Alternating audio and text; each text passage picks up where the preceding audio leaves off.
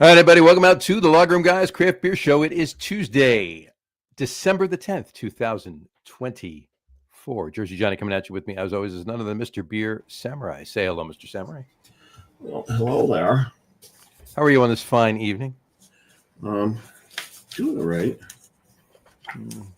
Trying to figure out where to file this book. You want to defile a book? What? No, file it. Oh. Like with an emery board? No. If I'm gonna put it back, what shelf do I put this on? Yeah. I'm just wondering. There you go. I just switched the background. I just realized this was the background. We had the regular background up, and it just occurred to me. In all these years, I never made us a holiday background. We have holiday backgrounds on the cover art and everything else for each show, but just not a festive. Festive one. I got this one. It's winter. We can use that for tonight. Yeah, that'll work. Okay.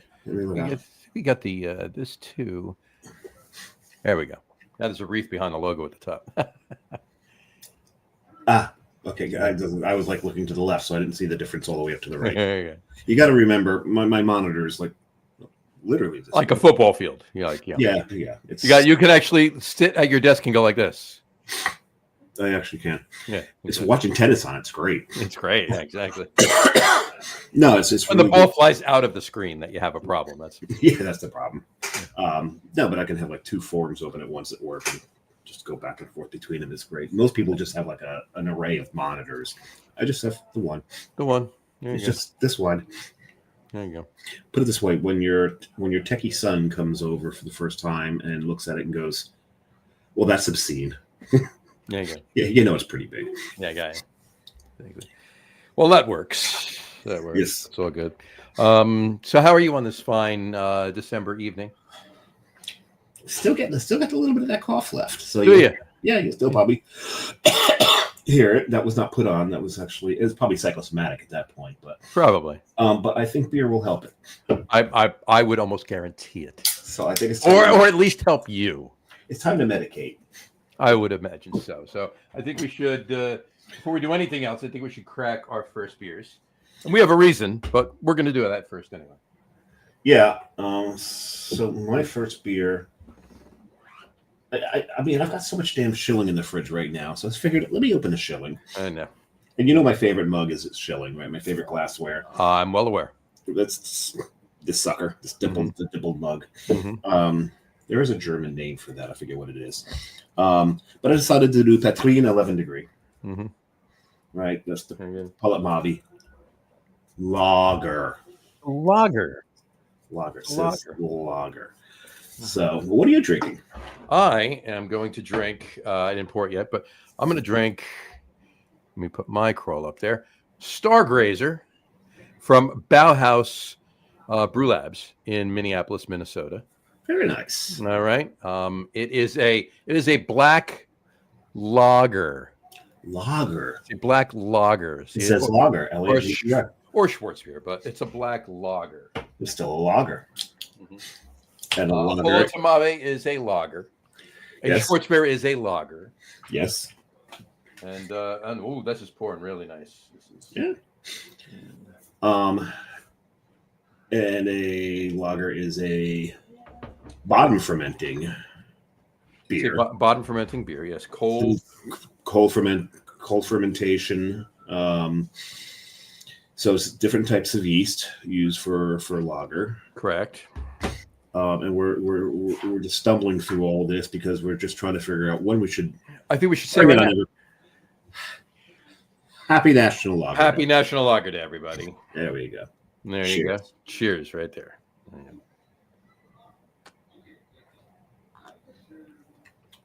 Very good.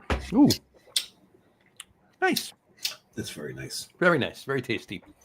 It is National Lager Day. It is. This is the 5th National Lager Day there has been since we started the podcast. Yep. We did not celebrate the first one. It stuck by us. Yeah, it did. It was. I don't know how long National Lager Day has been around, though. That's true. That is true. But here's the thing. Even if it did happen, because it happens on the day, right? It's December 10th. Yep. Here.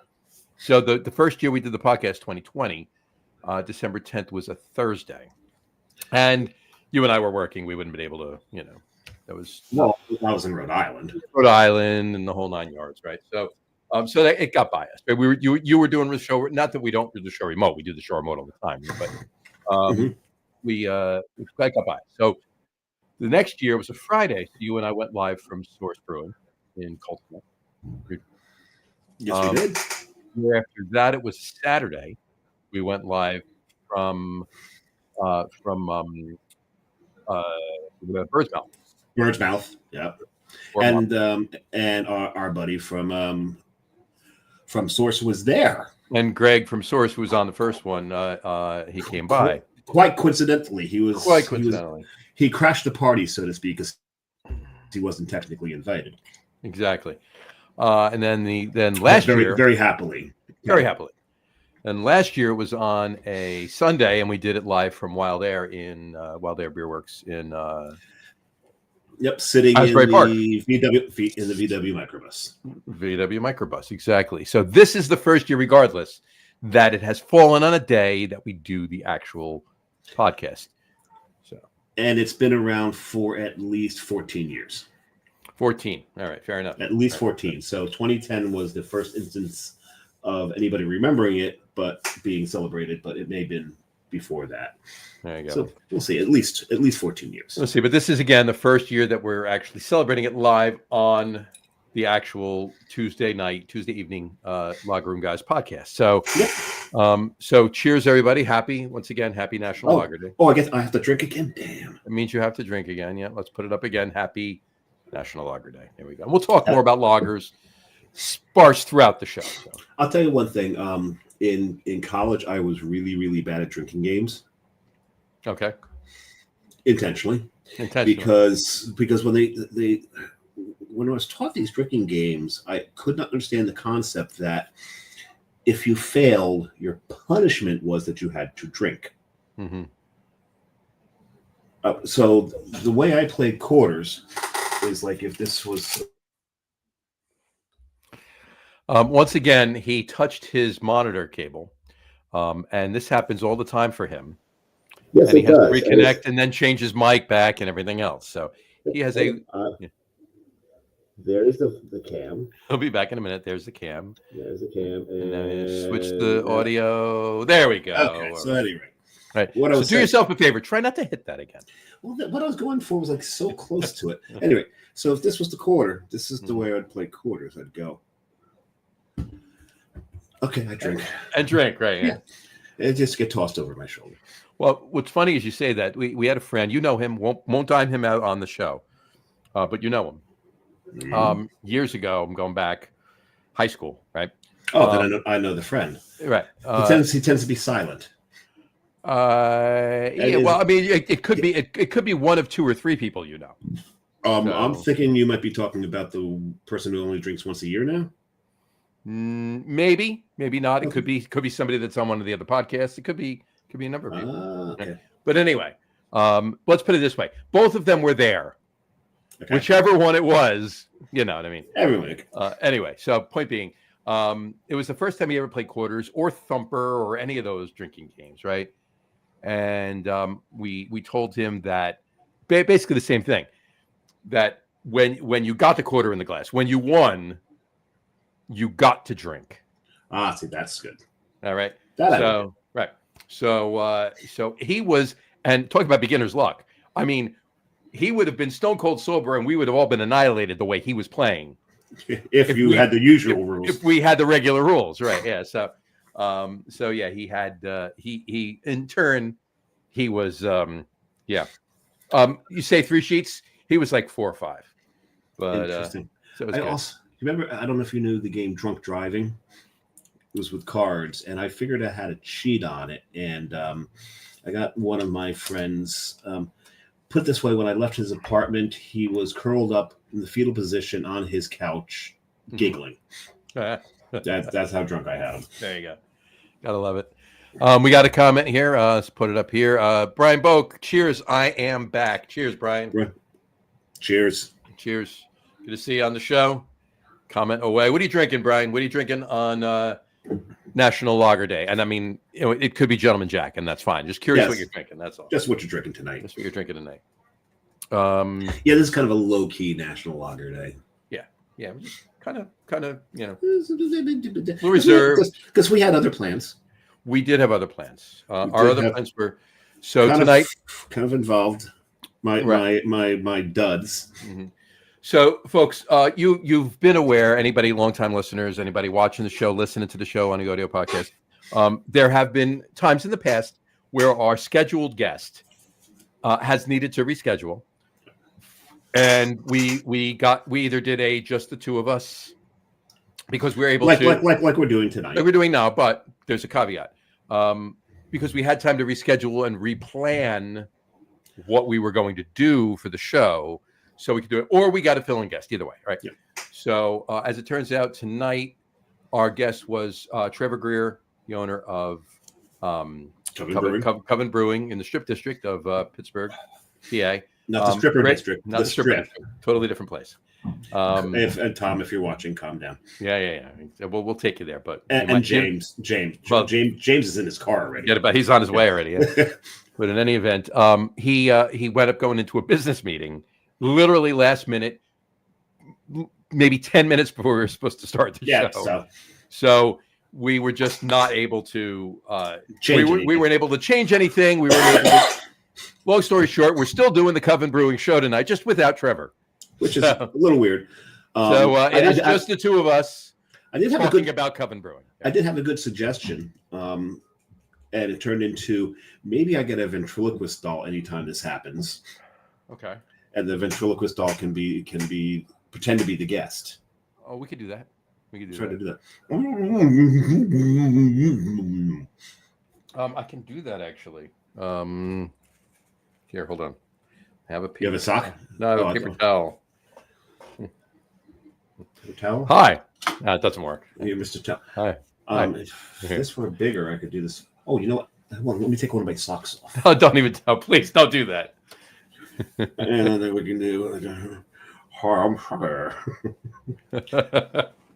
All right. So we're not doing that. No, we're not going to do that. We're going to do that. That's an awful idea. Brian, there you go.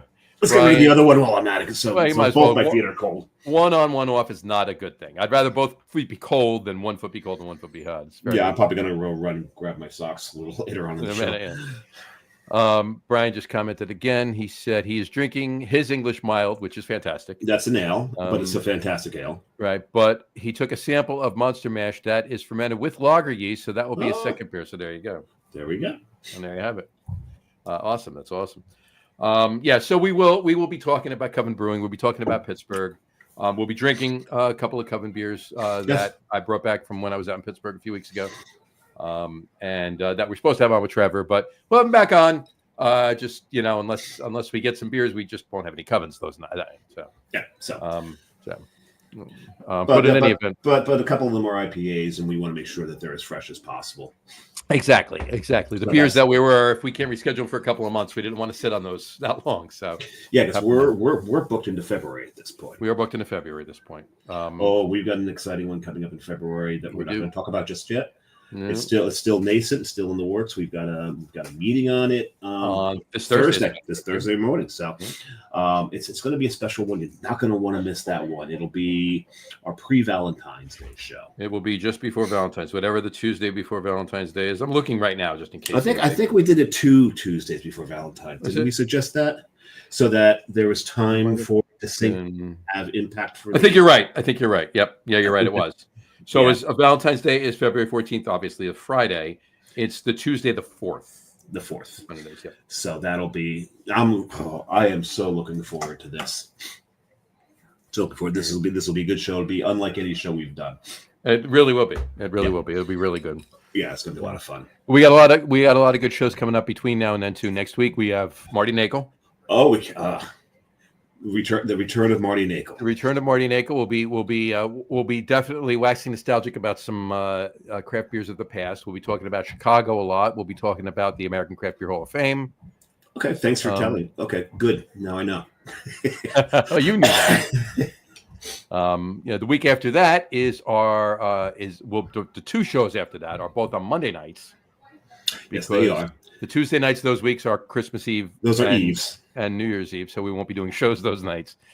And so, we're not talking the sci-fi multiplayer role playing game out of Iceland. No, not that. I used to play that actually. That's not surprising. But then when they started like for you to advance, it's like, no, you've got to pay this much, and it's like, okay, I'm done. Exactly. So, but in any event, we'll be doing the Christmas week show. Annual show. The show will not be weak. The show will not be. It's not a Chris. It's WEEK. WEEK. Yes. No A in that involved. Yes. Except in Christmas, there's an A in Christmas. And there is an A in team. Right. No I in team, but there is an I. Well, actually, if you highlight it properly, there is an I in team. It's hidden in the A. Yeah. Well, it depends on how you draw your A, but yes, yeah, I guess. But in any event, it's got to be a capital A. That show will feature, as always, traditionally, Dave's brother Brian and Alacron, all the way from far west Texas. This one, like I said before, it's going to be really interesting to see the two of them on the same show. Totally opposite ends of the spectrum. This is going to be a lot of fun. Can't wait for this show. This can be good. And then the following week is our big beer show. It's our night to get basically 4 or 5 sheets. All of us. Yeah, I've got. I think I've got 5 beers lined up for it. At least 4. I've got 4 lined up. I've got 6. I'm not having all 6, but I have 6 that I'm going to pull from. I'm gonna, whatever I don't drink, I'll drink the next day. Yeah.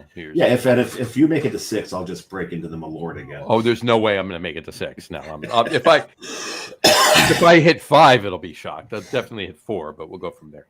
A couple were 12 ounce, so there's a possibility.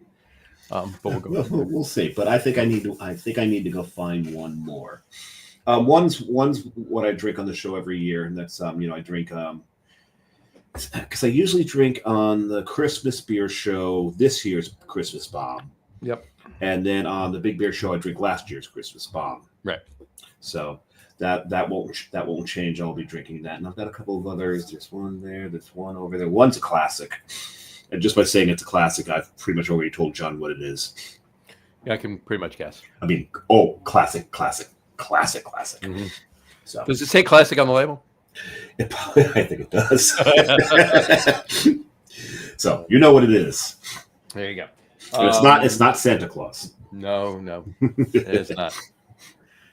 In any event, I have a few good ones too. But then we get into January and we got our annual smoke show. But oh yeah, so so Aslan from Main Street Brewing sent us a Grodzicki. Mm-hmm. So John and I will be drinking that on the show. I'm really looking forward to that because they do some great stuff. I can't wait to taste that. Mm-hmm. Yeah, I got a few new ones that I'm having on the show that we haven't had yet, and I may actually have. I have like honestly right now I probably have 12 different Rauk beers. That obviously I'm not drinking 12 on the show, so I have to pick the ones I want to have on the show. Well, I've still got some left over from last year's show. I don't have to have anything like I'll drink those on my own. I have a few that I had on last year's show, but of new ones, I've been between Tavor and is that somebody knocking on the ceiling? Or? No, I think new tenants moved in upstairs, and they're hammering. They're getting hammered. No, we're getting hammered. They're hammering. I gotcha. They might be hanging pictures. A swing. Well, yeah. It could be anything. You never know. All right. Let's talk about Coven a little bit. Actually, let's finish these lagers, pour up Coven, and then we'll talk about Coven. Okay, we'll do that. But we're still going through. Yeah, we still got like I said, the aforementioned pre-Valentine's Day show. That's going to be a fun one. Mm-hmm. So there's a lot of good stuff coming. Yeah, we got the rescheduled shilling and some other fun stuff. We're booked. We're approaching March right now bookings. So so that's a lot of fun. So I'm almost done with mine, Johnny. I have another sip or two, and I'm good. That's good. That's good. Well, when you're finishing that, I'll start the conversation with Coven because. Let's pour a beer because I just finished it. Oh, you just finished it. Okay. So because I met Trevor first. It was. I met Trevor first. Well, no, that's why I said I'm just rationalizing why I'm starting this. But it's the story is relevant to later in the show. True story. It was 4th of July. It was. It sounds like you're writing a book. It was 4th of July. It was a dark and stormy night. It was a dark and stormy night. But it was really hot that day. And Carrie and I parked around the back of the brewery, about a block away. We walk up. And as we walk up, there's at the side of the brewery, at the side door, there's this dude with a grill, this big, massive hair, and this like kind of one of those mesh shirts like Sean Astin wore in 50 First Dates.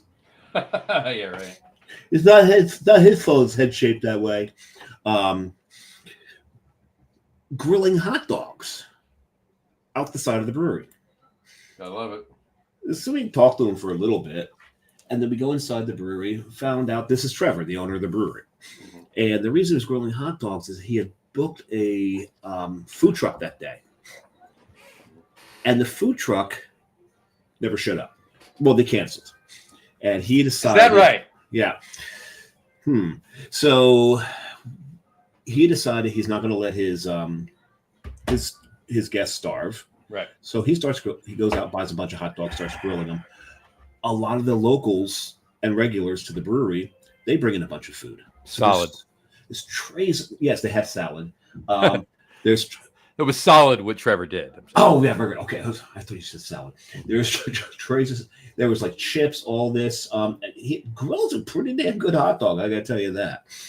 So that was but that and the fact that so many of his regulars had brought in food to make up for the errant food truck, you know, to me, that's a town brewery. That's a neighborhood brewery. That's a neighborhood brewery and great, you know, great banging upstairs. I mean, great, maybe that's what they're doing. Maybe that's what they're doing. Maybe they're grilling hot dogs. Let's call it that. We'll call it grilling hot dogs. There you go. It's a euphemism. But, you know, that's definitely solid. You know what? The tap room, I got to be honest with you, was really, really cool. It is. It's not huge. It's not huge at all. It's you know, you walk in, there's what? There's probably maybe 8 seats along the window. Yep. And then there's 2 or 3 high tops with 4 seats at each. Yeah. And that's about it. And then along the wall, there's 1. Yeah. 2. Yeah, it's not that big at all. And the bar. And then, which has 2 stools? 2, I think it has 2 stools at it. Yeah. There's like 2 stools there. So it's not a huge tap room, but what's really cool is that I do specialize, and obviously if Trevor were on, he'd talk about this, but they do other things. Obviously, this first beer we're drinking, why don't we tell everybody what it is, first of all? Oh, this one? This beer right here? That beer right there, yes. This is microprocessed. Microprocessed. It's a cream ale. And I'm drinking out of proper glassware. It's a cream ale with whole melon. Whole melon. You were drinking out of your Coven glass. Look at that. Yeah. Very nice. Very nice. Hence the little thing under my name there. I'm not the witch. I'm not the witch. Yeah. But in any event, I'm a sandwich. No, sorry. So now they do other styles. Do. You said do. Sorry. do. They do other styles, but they whatchamacallit, they specialize in IPAs and sours. Yes. And so much so that every single one of the high tops in the tables have bottles of Tums on them. They did not have that while I was there. Oh, they didn't have that? No, the Tums weren't out when I was. Every table has a big bottle of Tums on it. Just have at it as you're drinking your. Well, they're also down the street from Lowland, which specializes in sours. So if you're hitting the one right after the other, you're going to need the Tums. Right. This is true. And it's not far away at all. In fact, it's maybe 4 or 5 blocks away from 11th Hour. Which was closed when we were there. So which was closed when you were there. They're closed on 4th of July. There you go. You should go upstairs and get them on the show. Oh my goodness. This is we think people moved in. We don't know if it's the landlord up there fixing the place up for the next tenants or not. Lovely. Because we know it was vacant because it was really quiet up there for a bit. So Mr. Hinkles, just take your broom and just start hitting the ceiling and telling them to yeah, this is like stop it. This is almost reminiscent of back when I was in Rhode Island with the Centaur upstairs. Oh, Matt, that was even worse. Remember that epic? Oh yeah, that was great. Hey, at least I turned it into something fun for everybody. This is very true. How's your microprocessors? It's funny because I'm not sure I've ever had a cream ale this bitter. Yeah. Well, it's like I said, it's got Huell melon in it. Yeah, Huell melon. The Huell melon. It's so when you get the hops that throw melon, you know, a lot of times it's like either cassava or what's the green melon? Honeydew. Honeydew. Just like your list. Yeah. It's, you know, it's kind of along those lines. It's still melon. This is bitter melon. It is. Who throws a bitter melon flavor? Like, so some of the, if you've ever had pickled Asian melon, that's bitter melon. It is bitter melon. Pickled Asian melon is it. Pickled Asian melon. Pickled. Stop. Just channeled somebody there who goes unmentioned. Stop. I know. Anyway, but yeah, no, it's definitely it's because you can taste that it's a cream ale, right? It's not a pale ale. It's not an IPA by any means. So it's definitely there's cream ale notes to it. There's cream ale features and yeah, the yeast comes out. Yep, the yeast comes out. And for those who are not that familiar with cream ales, everyone's like, oh, I don't want a cream ale. I don't want anything too heavy. Cream ales, the name's kind of a misnomer. They're not supposed to be creamy. There's not what's a cream ale is it an ale with lager yeast or a lager with ale yeast? It's a lager with ale yeast. Yeah, lager with ale yeast. So it's cold fermented with ale yeast. Right. Cold top fermented. Cold top fermented. Yes. It doesn't necessarily leave a thick mouthfeel to it, and this doesn't. This has got a nice crisp mouthfeel to it, and it's definitely and you know, a lot of people don't like. I mean, some of your cream ales. I mean, they're, you know, big, especially the ones with corn. Right? Oh, the corn bombs, yeah, the corn bombs. The ones where they close. They make sure that the brew kettle's closed during a particular portion where that gas that just throws cream corn. Because you're supposed to off gas that, but some people like to capture that. Leave it in there, yeah. But I got to be honest with you, that happens in Latrobe, I believe. Corn bombs that are done well, I don't mind. I actually don't mind the flavor of those if they're done well. What's that chemical called again? It's it'll come to me. I'll 3 letters. Yeah. But go on with your thought. I'll think of it. But in any event, they DME, I'll think of it. But whatchamacallit? I enjoy those, whatever. This DMS, and it was DMS, yeah, DMS. Dimethyl sulfide. Right, dimethyl sulfide, right. You had the D and the M. I did. Yes. You have many DMs. Well, too many DMs. That's the freaking problem. You guys. But in any event, yeah, I do like those corn. Well, we'll say, what's your definition of DM? Because my definition of DM there was dick move. Oh, those, yeah. Well, I got many of those too. Yes. But in any DMs, direct, you know. Direct messages. Direct messages. Oh, yeah, no, that's not where I was going with that. No. Yeah. In any event, as I said, I do like corn bombs if they're done well. They're horrible if they're not done well. Just like anything. Right. I mean, more so than they would be if they weren't corn bombs, is my point.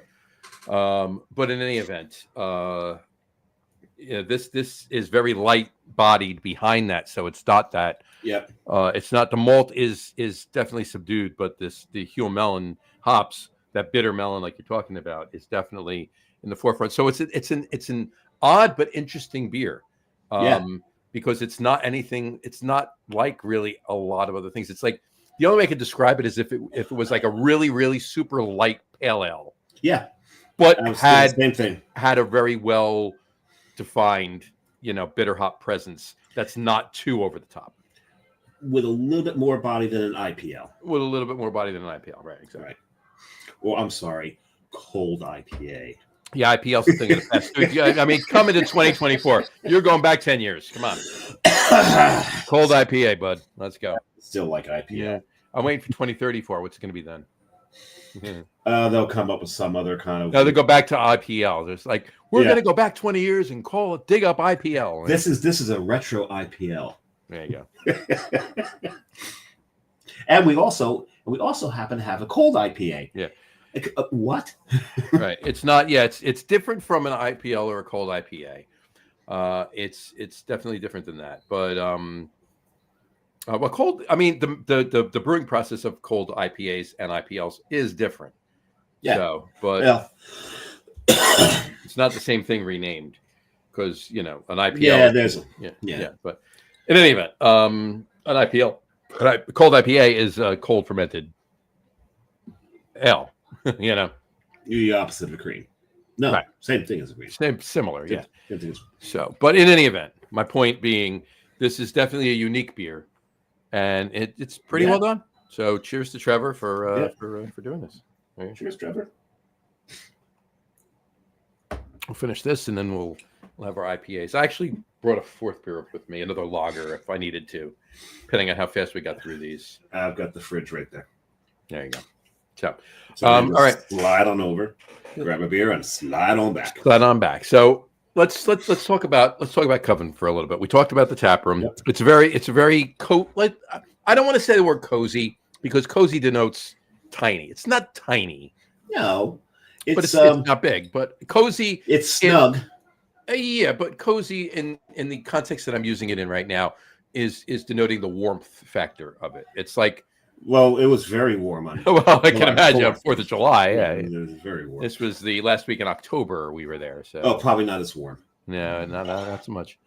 But it was pretty cool. It was pretty cool. In October it's pretty cool. It wasn't warm. It was warm. It was pretty cool that it was a warm tap room. Warm and inviting in that respect is what I mean. But in any event, that's interesting. Well, the part of it, what makes it inviting, are the people inside, right? The regulars are very welcoming. Everybody, like literally everybody that was in there when we walked in. I don't know if they were regulars or just people that were there, obviously, because the first time I was there. Anytime it's the 6th or 8th time or whatever I've been to Pittsburgh. First time I was at that brewery. And we should make mention too that Trevor actually before he opened it, I think they're open 2 years now. I think it's 2. What do you think? I don't know. Can you read the back of the shirt? No, I can't. You can't. I see open, and then I was going. Does that help? 2022, 2 years old. Yeah, 2 years old. Yeah. There you go.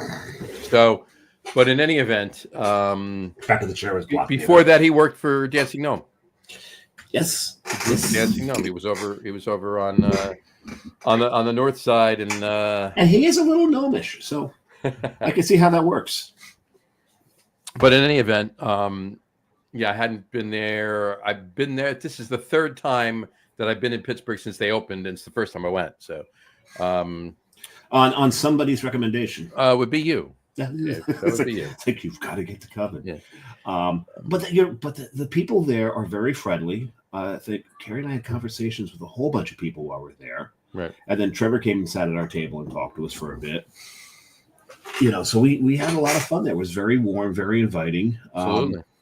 My case in point. And that, like I said, I don't know that the people that were there when we were there were regulars or not. Either way, they were all warm and inviting. We literally probably at one point or another had a conversation with almost everybody that was in the tap room. Again, not a huge tap room, but almost everybody. Which is very easy to do without even leaving your chair. I mean, pretty much, yeah. But, you may have to raise your voice for that guy over there. And it was a Sunday. We were there. We were out there for the Giants-Steelers game on Monday night. This was Sunday, and he had football on, so the games were on. I think the Eagles were on, and there was another game. I had a couple games on, but we were talking football, we were talking beer, and a number of other things. It was really we were talking some food too, because the Strip District, anybody that has been to Pittsburgh and knows what the Strip District is, it's a really cool area of town. Yeah. And there's a lot of good food. There's a lot of good drink. There's a lot of good liquid. There's a lot of good entertainment, if you will, even. Not strippers. Sorry, James and Tom. but there's a lot to do there, and it's really a really cool area. And this is kind of far east, not far east. No. It's further east of the Strip District. I mean, it's part of it, right? But it goes up into, as if you're going back up the hill, and I forget what that area of town is called, but it's like at the beginning of it. It's right end of it, beginning of it, however you want to look at it. But it's there's a lot of breweries in that region too. Mm-hmm. It's north something. It'll come to me. Mm-hmm. Anyway, but yeah, no, it's a really neat area. Mm-hmm. Unfortunately, being there on 4th of July, there was just not a lot of. Was it like Haynesville or something? Might be Haynesville district or something along those lines. At any rate, well, there's a lot. Like you said, there's a lot of breweries. Low Lev is right there. Yep. 11th Hour is not too far away. You go a little bit further up the road and make a right and go down a couple of blocks. You're at Lawrenceville. You're at Trace Brewing. Yep. There's one of my favorite taco places anywhere, and I live in Belmar. And Belmar's a small town. We have like you've got about 18. Places. I thought you had about 18. But it's one of my favorite taco places. Condado Tacos. Condado Tacos. I'm sorry, Condado Tacos. Condado. You didn't tell me about that before I went. I think I did. I don't think you had the time to go. I'm pretty sure that's what the case was, but I might not have. Either of that, or I just didn't listen to you. It could be a factor. That happens from time to time. From time to time, yeah, absolutely. But very good. Now it's not your traditional Mexican place, but the tacos they do there are definitely they do have their own spin to them, and they're really, really good. They really are. And I had a burrito there too while I was there the last time when we were up there. We went after we went to Coven first and went to 11th Hour, then we went up to Condado Tacos. And yeah, the food was fantastic. So nice. But in any event, there's a lot to do around there. It's really, really neat area. And look, if you haven't gone to Pittsburgh, and we've talked about this on the show before, if you haven't gone to Pittsburgh and you're a craft beer, devotee, if you will, or you seek them out, go, because there's a lot of good liquid in Pittsburgh. It's a lot, many breweries, and a lot of them are really, really good. You need to get out there. Yeah, and Coven, of course, being one of them. Yeah. Now, we went out. Our first day there was July. Was it the second? I think second. It was the second, and we wound up. So the first Tuesday, July 2nd. The first Tuesday is. That's for Harry. Okay. It would. I'll tell you the first Tuesday of every month, at the Hofbrau House. Pretty much all the Hofbrau houses. All the Hofbrau houses. Yeah. Is they roll out the barrel, literally roll out the barrel. Roll out the barrel of the monthly beer. Right. And I've been to it here in New York, and I've got to do it in other places. But the first time we stumbled in upon, well, we weren't stumbling yet. We stumbled out, but we went in, and there was no room in the main room. Yeah. We managed to wiggle our way into the bar and got some seats at the bar, which we had so much fun that day. So if you're ever there on the first Tuesday of the month, make sure you go to Hofbrau House. Make sure you make reservations to get into the main room. Uh-huh. You get a free pour off the cask that they tap. They've got a band and everything, and they do the Ziggy Zakis, and everyone has a hoy hoy hoy great time. Mm-hmm. Is Fox there though? Fox is not there. Fox is not there. Fox has passed, by the way. Is a Fox character there? Is what I really meant to say. No. Okay. Fair enough. No. It's the band starts the Ziggy Zaki. Gotcha. The Ziggy Zaki, but they do have the Hofbrau House dude up in the rafters. Yep. Like at every Hofbrau House. Like at everyone. Absolutely. How is that microprocessors treating you there? Well, we were talking about how it's nice and bitter and that bitter melon, and there's not much more to say about it, Yeah, you know what? I will tell you this though. If you get it, and if you go there or you're near Pittsburgh and you pick it up, I'm not sure what the distribution is like. If he were on the show, obviously we'd ask him, but certainly go, and we encourage you to go to their website and their Facebook and Instagram pages and check them out and follow them and everything else. But in any event, I will tell you this: if you have this beer because it's very good. But if you don't expect to be just drinking a standard cream ale, Nope. because if you go in thinking that that's what you're going to taste on the first sip, it's going to take you at least 3, if not 4 or 5 sips to get used to it. To get used to the beer. If you go in not knowing what you're going to drink, you'll get used to it straight away, and you'll be able to enjoy that much more of it. No, I really enjoy this. And this is all in a good way too. I'm not saying this in a bad way. Yeah. 100% a good way. I'm beginning to think I should have drank the IPA first. Well, mine's 7%. Yours is 5. We have different IPAs. Yes, but I'm just talking about the bitterness level. Right. I don't know. I'm going to say that it's probably going to be close. It's probably a toss up. Because this is only 4.8%. 4.8, but the IBUs for this, it's got to be as high as you're ever going to see in a cream ale. Well, I was done, and I forgot there was more in the can. I had to pour in there. Yeah, I was trying to figure out, how did you finish yours before mine? That never happens. Never. On occasion it does, but usually never. So. But all right. So let me ask you, Trevor, what is your? No, I'm sorry. No. Oh, where's the sock? Anyway, we have very slow commenting tonight. I guess everybody's busy for the holidays. Well, that's not a bad thing. That's not at all. Not at all. I'm busy for the holidays. You're busy for the holidays. I am. Next week there will be more decorations. There will be more Giants Christmas villages over here. I'm actually redoing the bar. I'm toying with the idea of, I don't know. I need more room on my bar because this is my bar for our anti-chaser. Then drink some shit. Well, that's besides the point. I'm toying with the idea of not getting rid of, just removing the Dogfish Head neon. But it's become a fixture back there. I really can't. And it doesn't take up that much room, but I actually would have room for probably about 7 or 8 other bottles if I took it off of the bar. Well, you can move the TV, which is kind of distracting, and hang it there. Yeah, I mean, I could, but the TV's been a thing since day one, right? It's been on since day one. Yes, doesn't mean it's a good thing, John. No, it's always in the background. It's always on. I know it's a distraction, but occasionally, there's actually a good game on which I'm not allowed to rebroadcast. But since you can't really see it, it's okay. But if you put it so that you can see it and we can't. Yeah, but then my face is just gonna be lighting up with all different. And you won't pay any attention to the show. And I'll be like, "I'm sorry, what'd you say?"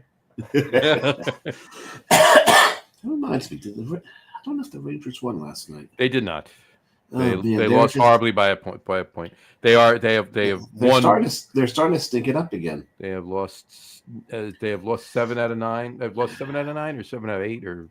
But they beat the Penguins. That was the one game they won in this 9-game stretch.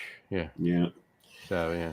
Oh, it was a Blackhawks. It was Blackhawks. It was a bad loss. They shouldn't have lost. It was a bad goal at the end that was tied. And it was not a. It didn't get blown out.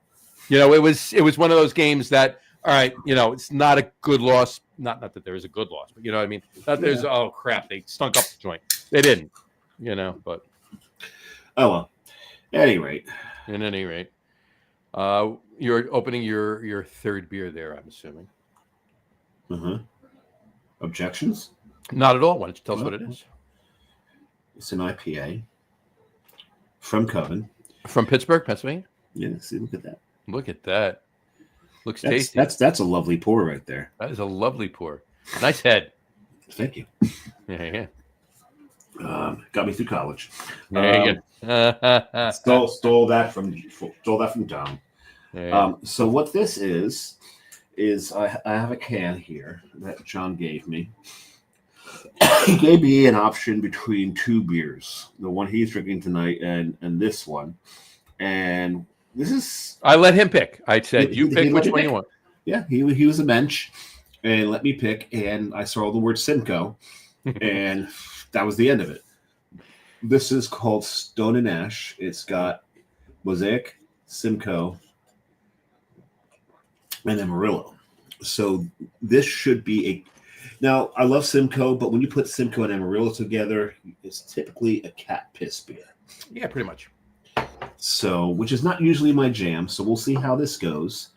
But I'm not one of those like, oh, this is cat piss. I hate the cat piss beer. Depending how the cow piss is done, it can be good.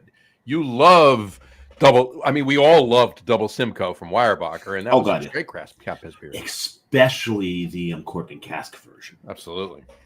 Talk about a creamy beer. Mm-hmm. Brian Bogue just commented. Actually, let me shut this crawl off first. I put his comment up. He just said, better than the Giants that have a record of the most consecutive losses this year and have not won a home game. We are in first place for the draft. Are we? Are we in first place for the draft? We were third place before last weekend. And Dave, once again, tapped and he's gone too. Look at that. Let's see if I can get him back in. There he is. Done did it again. Done did it again. Look at that. Oops, I did it again. Oops, you did it again. All right there, Brittany. All I was trying to do was get a picture for the check-in, and I put the can too close to the cord. This time was the cord going into the computer. It was the pooter cord. There you go. Brian, I wish you were correct. Believe me, I do. But at the moment, we are second for the draft. We are strength of schedule. We are 5 1,000ths of a point ahead, strength of schedule wise, percentage wise, ahead of the Raiders, ahead of Las Vegas. Other than that, yeah, we both have a 2-11 record. Our winning percentages is 0.1554. And our strength of schedule percentages is Vegas is 0.538. Ours is 0.5. I really wish I was wearing my no one cares shirt.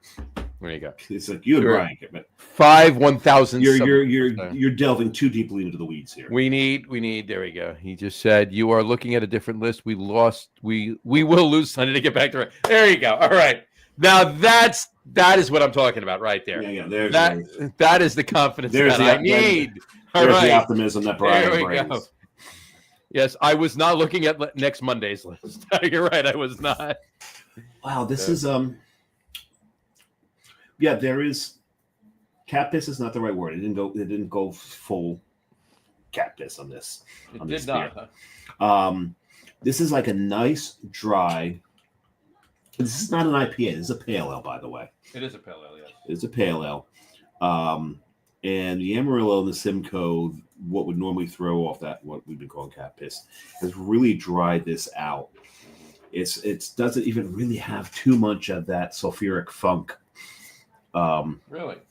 The Mosaic, I think, is really shoring everything up. So it'd be interesting to see what his ratios are between the three hops, because you're getting a very, very dry white grapefruit pith.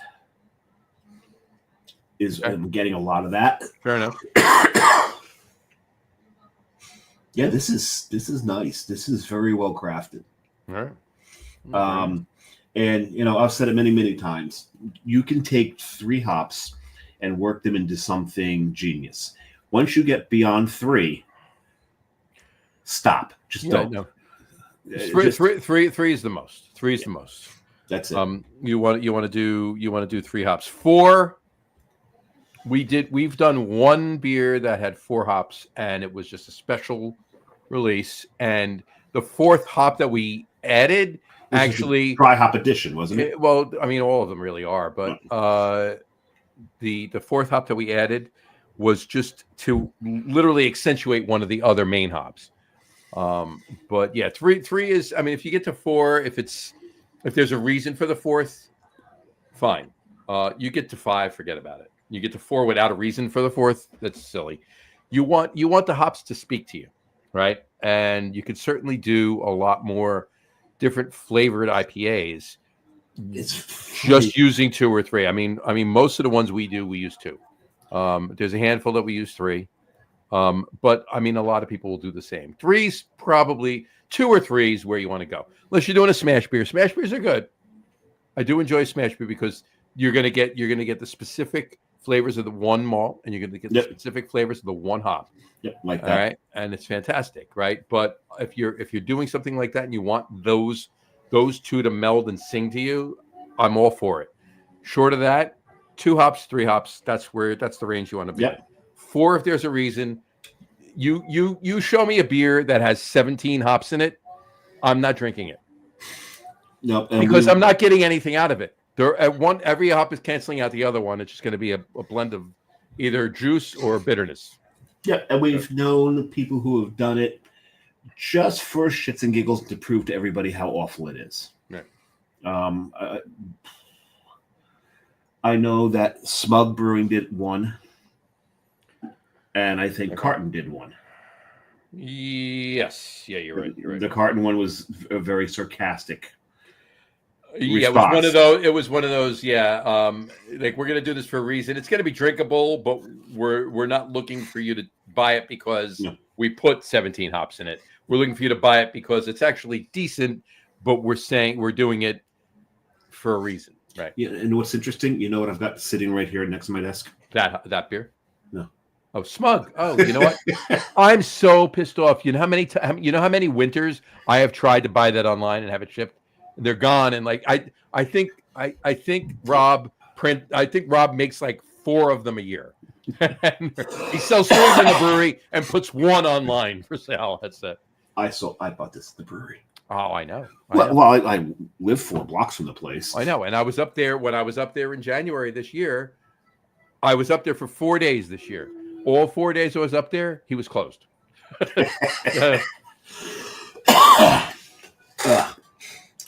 That cough. So, you love it. All right. You ever cough so long and so hard that you forgot you had abs and the only reason you remember you have abs is because they hurt so badly from all the coughing. I had a coughing fit, Jess and I both, probably about 7 years ago. Almost 8 years. That is so romantic that you had a coughing fit together. I know we did, and we were in Vermont at the time. All right. Oh, that's no more romantic place to have a coughing fit. I'm telling you, we were loving every minute of it. But yes, my point being, we had minor colds, right? But we had scratchy throats from it, and the coughing that we did during the cold just like destroyed our throats. So they were so dry that without even being sick, without even having a cold or anything, we coughed for like another 2 weeks just because our throats were scratchy. The only thing that actually calmed our coughing down was literally, and not even kidding, not even lying. Russ Hut. Russ Hut. There you go. And beer. No, was taking a jar of honey and pouring some into a spoon and just eating a spoonful of honey and letting it coat the throat.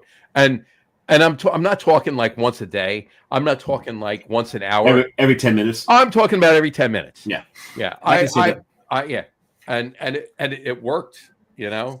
I gained about 6 pounds, but it was good, you know. So you took spoonfuls of honey together. That's so sweet. A spoonful of honey makes the coughing fit go down. I got a million of them. I can do it. And now we're into Mary Poppins. There we go. We got another comment from Brian Boke. He said, "That's just a kitchen sink beer. Don't have enough of any to make a beer. Just empty the bags." Brian's 100% right. That's when you get a brewery that's doing a 17 hop beer or whatever. I keep saying that. They're just getting rid of all of the stuff. Getting rid of it. They don't have enough to make any one beer. They just throw it all. We have another comment from somebody that we just mentioned. We just mentioned, and that would be Mr. Carton. Augie, hello.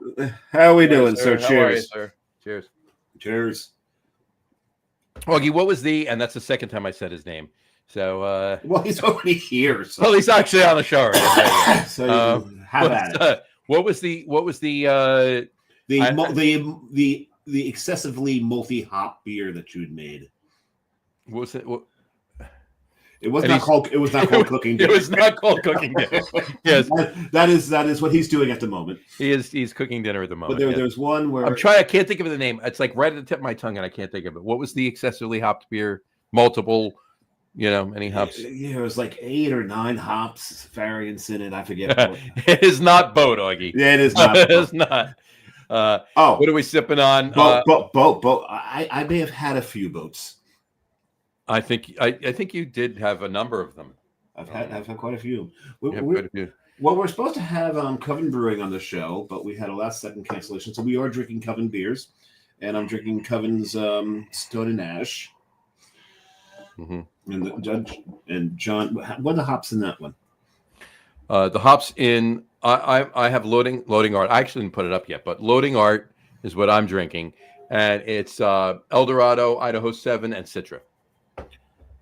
And how's that treating you? It's treating me good, actually. It's I'm getting the citrus. I don't. I like Idaho 7. I don't love Idaho 7. I can take Idaho 7. You like Idaho 7 more than me. That's another reason I took this one. Right. Matt can't stand Idaho 7. So we'll never brew a beer with Idaho 7. Yeah. What should we call it? Oh, you just said Boat has 8, Dub has 7.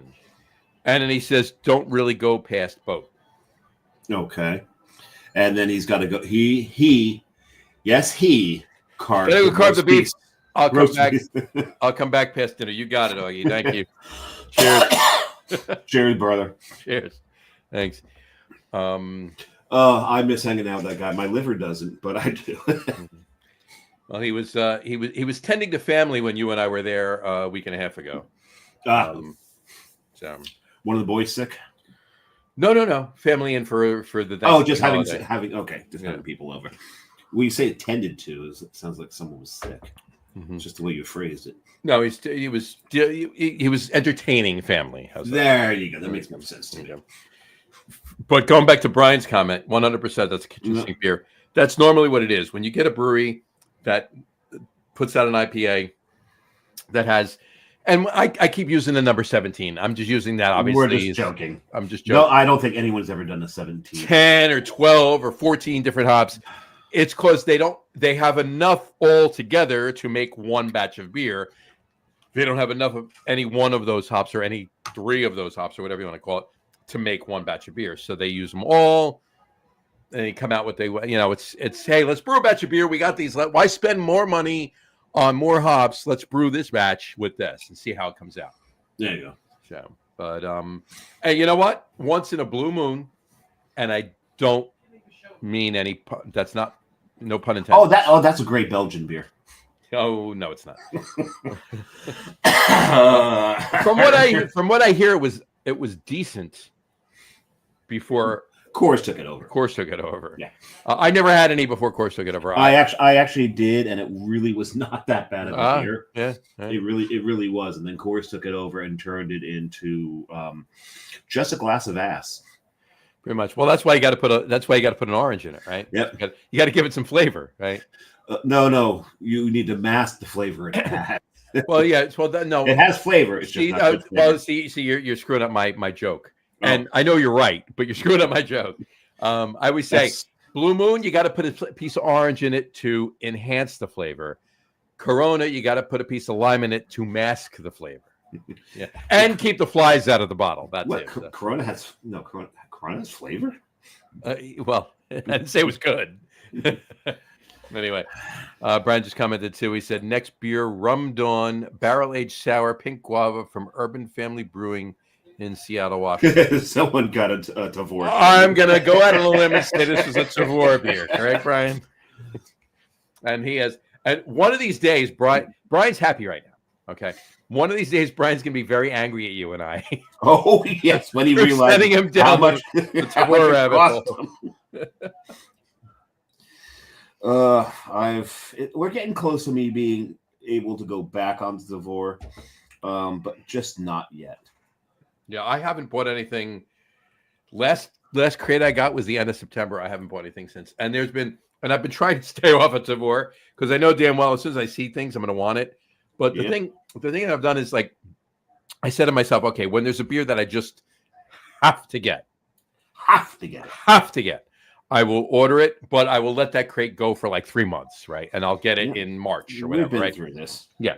But which Brian just said, just maybe. He said, there you go. I've been to Urban Family Brewing. I'm trying to remember it. I've got my check-in. I've got a picture of the glass of everything, and I just don't quite you and I have both had Urban Family Brewing beers on the show, but I've got mine. I don't know if you that's the back with you. I've only got mine at Tavor. So that's the only check-in I've had from them, was being there at the brewery.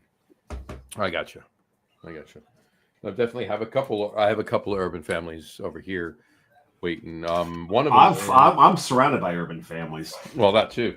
This is true. I got. Yeah, living in Union City, that's definitely urban. This is one that Treehouse in the City. It's from Urban Family. It is It's interesting. Look at what my one check-in is. There's a Treehouse in the City. There you go. That's my one check-in. It's a barley wine aged in Madeira, rum, Scotch, and whiskey barrels from Copperworks Distilling. So Copperworks. There you go. But yeah, at some point, I mean, these are sitting over here, but they're like 19% barley wine, so I can sit them over here. And it's cold. Oh, I remember why I don't remember being at Urban Family Brewing Company. Because you had this. That's why. No, I was drunk off my fucking ass. And then you had hold on. What is the ABV on this? Curious. I forgot. Oh, it's 13.5. So you were drunk off your ass, and then you had a 13.5% barley wine. Oh yeah. We had started the day off down by the docks. We started the day off down by the docks. Yeah, in a van down by the river. I can't remember what was the name of the brewery that was down there. We Ubered down there to get to this brewery. It's just one of their many locations there, and we walked our way back and drank our way back. Drank your way back. While you think of it, Brian put up another comment. I have another case coming in around 12:15. Now I am just looking for Belgian beers. That's not a bad thing, Brian.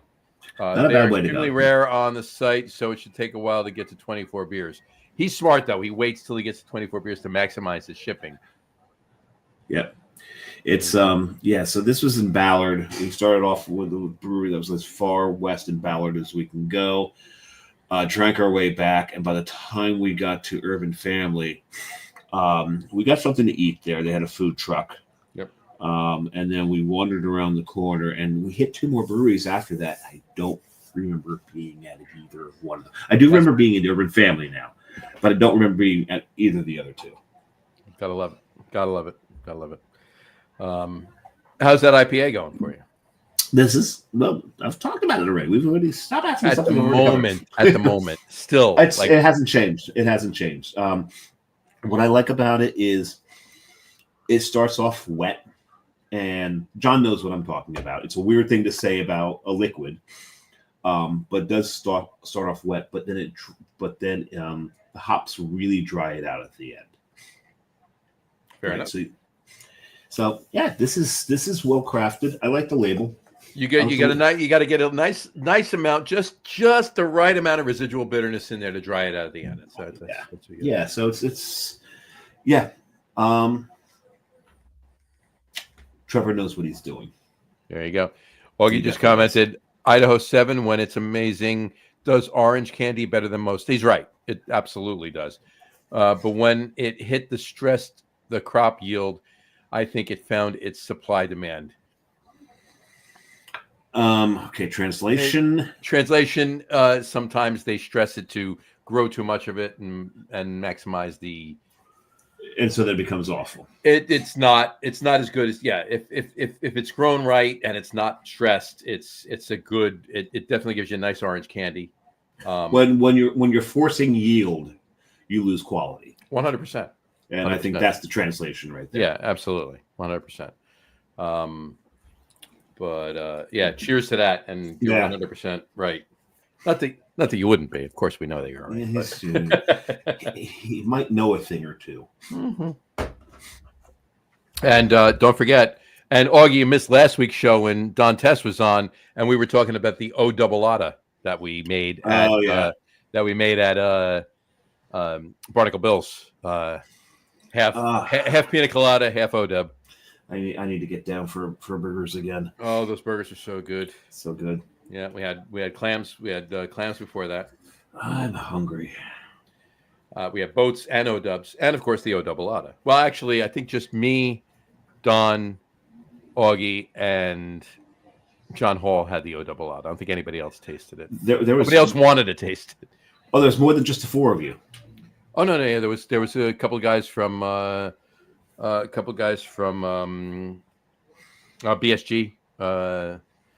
Maltsters and that company, and his neighbor and his wife were there too. Lauren was there. Cool. Lauren was there, and I'm sure John Hall didn't want to drink the O-double-ada. Oh no, he was forced into drinking it. And I know who forced him into. Well, drinking. no, the pina colada was ordered for John Hall. Like Augie ordered the pina colada for John. Wait a second. Did he call it a pina colada or did he call it a pina colada? No, it's pina colada. Okay, because I've been places where Augie was so drunk he couldn't pronounge the whole. Oh no. This was during the day. I mean, this was like dinner time at best. He was fine. This was Augie was trying to get us all girly drunk.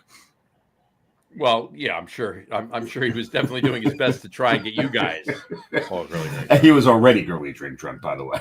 But in any event, then once John had taken 2 or 3 sips of it, we passed it down, and then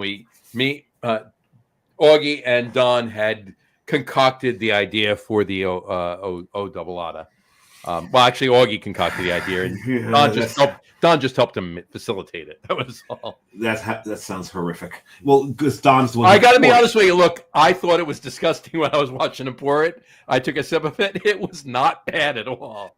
And that's how weird that was. We've got photographic evidence that Don Tess is the one who actually made yeah, the mix. And Augie, Don actually does not remember doing it, but I showed him the picture, and he's like, those are my hands. Those are my hands. I'm like, at any rate, there you go. That's pretty great. Gotta love it. But anyway, this is fantastic. This loading art, I'm really digging this. This is a really good beer. I'm enjoying it. Yeah, cheers to Trevor. How often have you seen me take down 2 really, really hoppy beers as quickly as I took these 2 down?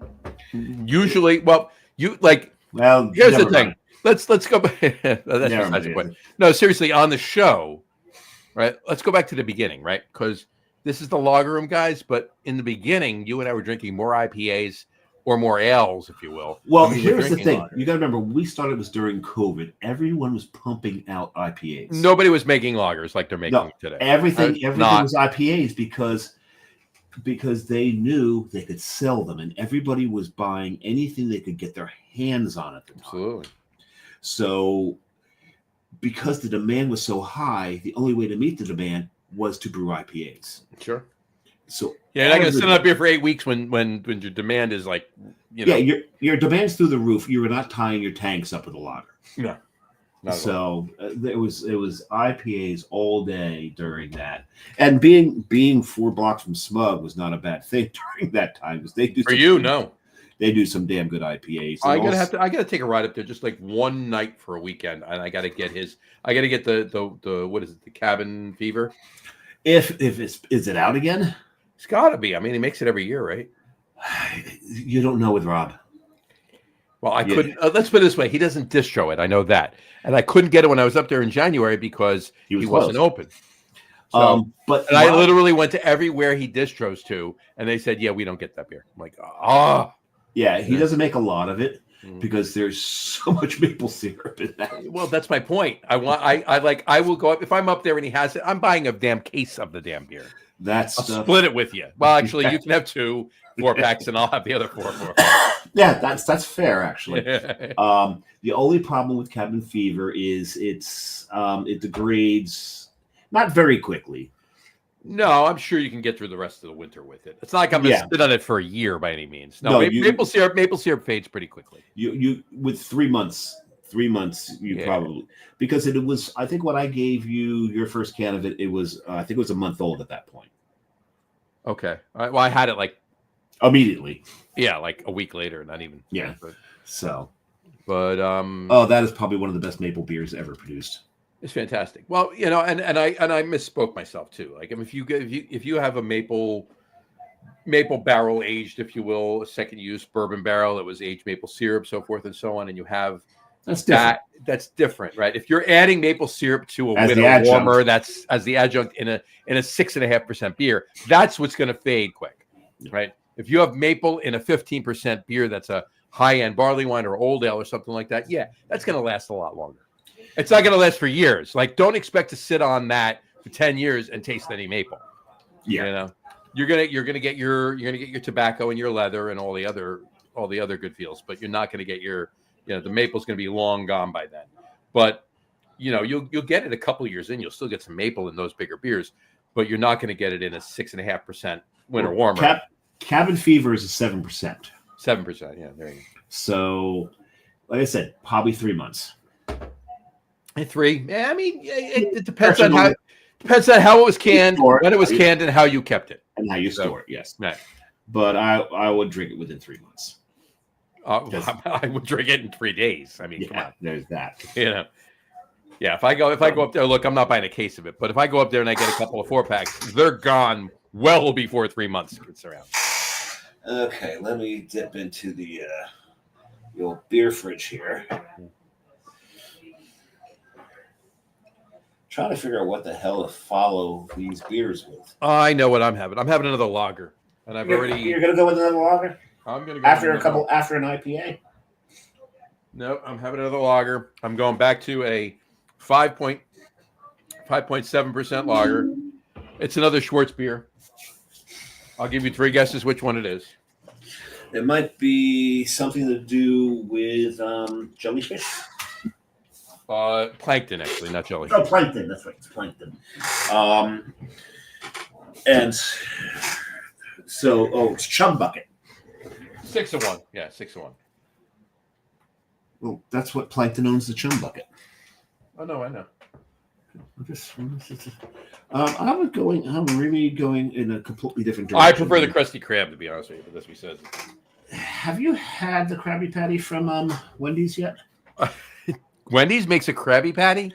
Yeah. Oh, you didn't know that? I did not know that. They did a thing with SpongeBob SquarePants. Let's see. Let's grab this glass here. And they're doing the Krabby Patty thing, and it's a complete straight up gimmicky stuff, but people are eating it up, literally. Literally, yeah, exactly. So, what is the beer you chose? I don't know if that I chose it or it chose me. But put it this way, it's very deep. It is pouring pretty damn dark. I'm gonna be honest with you. I literally could have just opened this Urban Family Treehouse in the city because it is cold. It is like it's probably the optimal temperature for this beer. But there's no way I'm drinking 12 ounces of a 13.5% barrel-aged English barley wine right now. So. Well, this one, what does this one come in? I should have saved this for the last show. This is 12%. You have others. You're good. Yeah, this is from Short Throw Brewing in Timber Ales. Short Throw works, and it's a collab with Timber Ales. Yeah. This is an imperial stout aged on coffee, vanilla, and marshmallow. Marshmallow, or so no lactose, it's just actual. It says marshmallow. Yeah. This is called Borrowed Brilliance. Oh, interesting. I have no idea where I got this. I was literally just gonna ask you, where the hell did you get that? I don't know if this was something that I got from Tavor it had to be Tavor. I'm going to tell you why, because there's Short Throw does, I believe Tavor does have Short Throw beers, absolutely. But I mean, you could have very easily gotten it in Boonton too. So no, because it's just a single, and I think it came from Tavor, and I think it was something that just got like put in with like the stuff that's sitting to the side, waiting to get into the fridge. Right. And just kept getting shuffled to the back or something. Fair enough. And finally made it in. Mm-hmm. Because like, what is this? Why have I not drank this yet? Wow. How's it smell? Let me hold it up to the camera. Let me smell it. Here. Listen, can you smell that? Listen, you smell something? Anybody tell us where that is from? Listen. Do you smell something? We talked about this last week. So we did. If you watched last week, you're already cheating. Comment in if you know.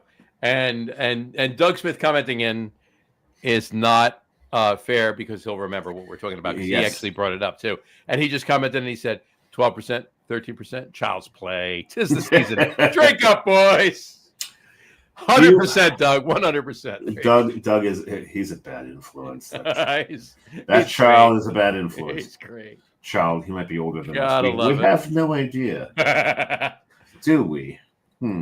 Yeah, we're all within the same few year range. We're in the same generation. We know for certain he's Gen X. Mm-hmm. But this is lovely. This is lovely.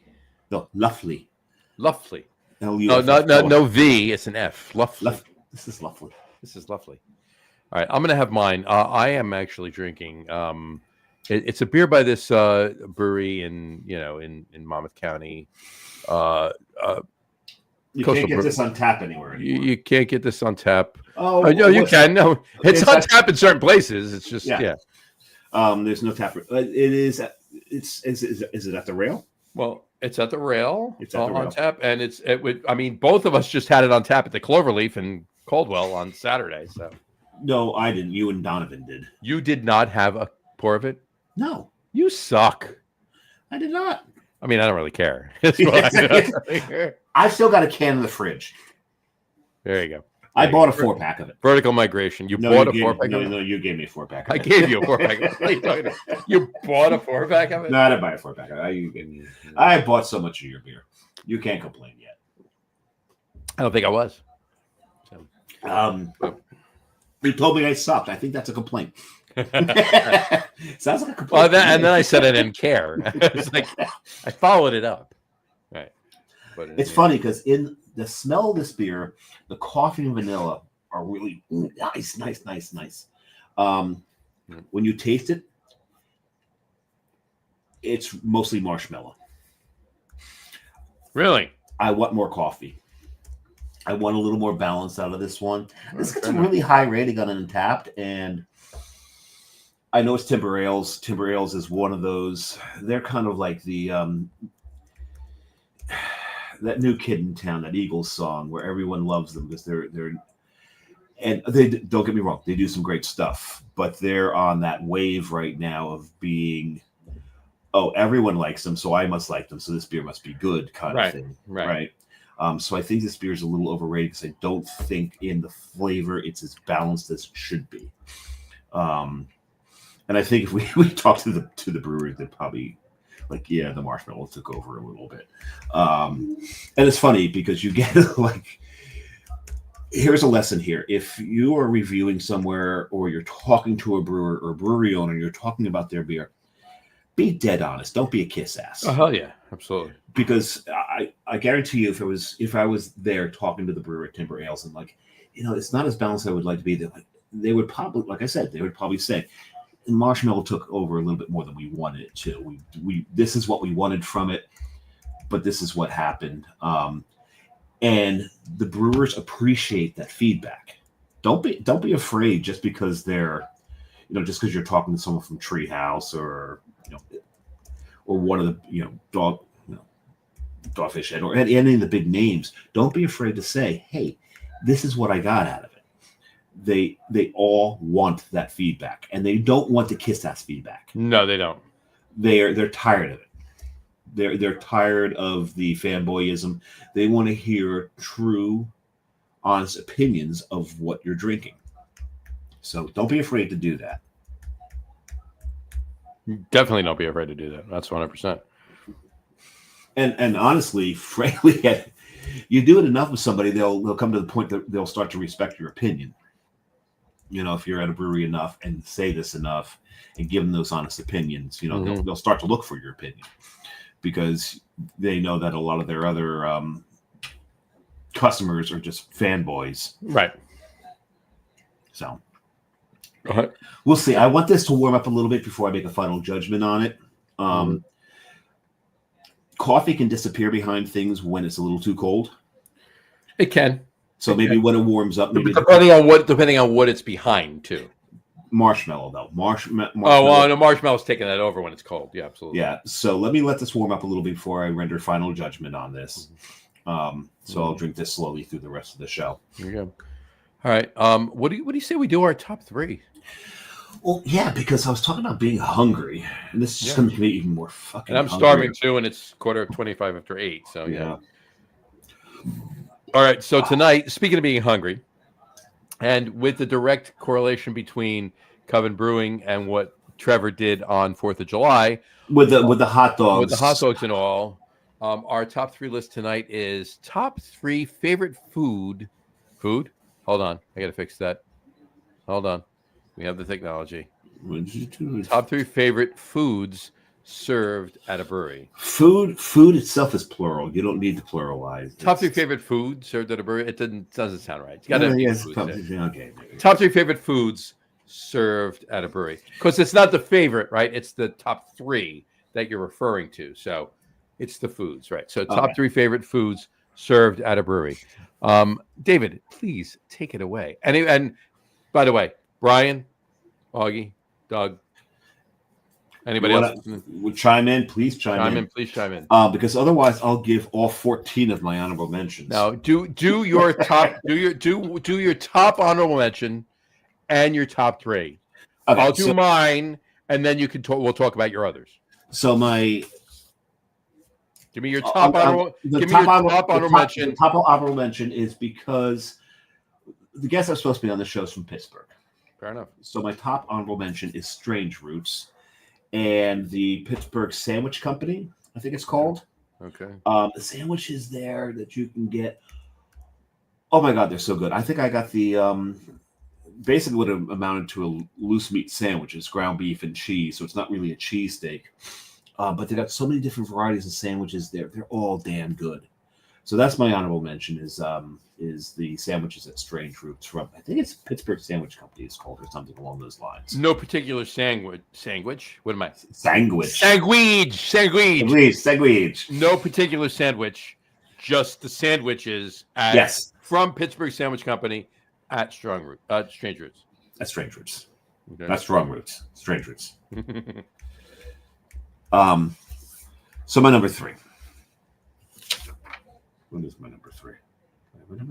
Oh, so my number three, again, this is not any specific dish. This is just everything that they serve there. In the middle of Idaho is a town called Driggs.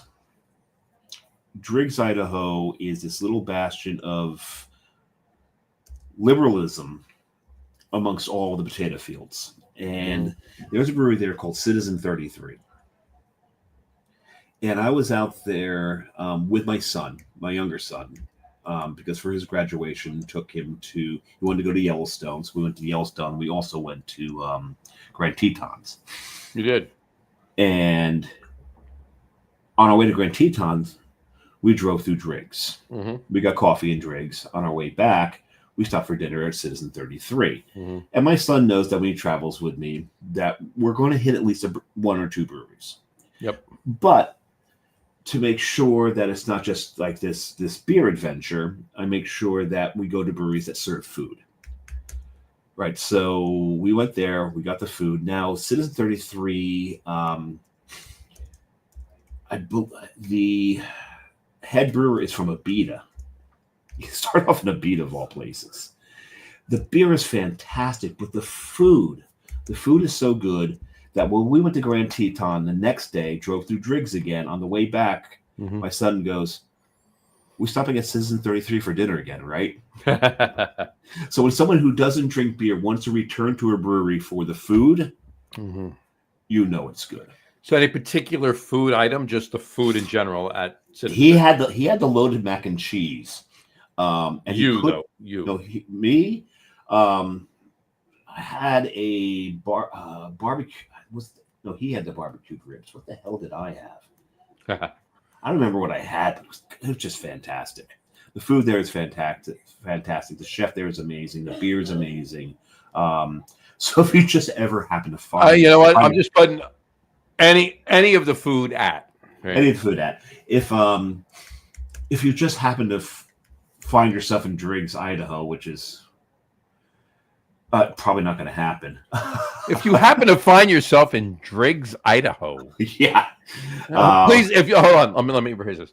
If you happen to find yourself in Driggs, Idaho, please write in and let us know that you actually did find yourself in Driggs, Idaho.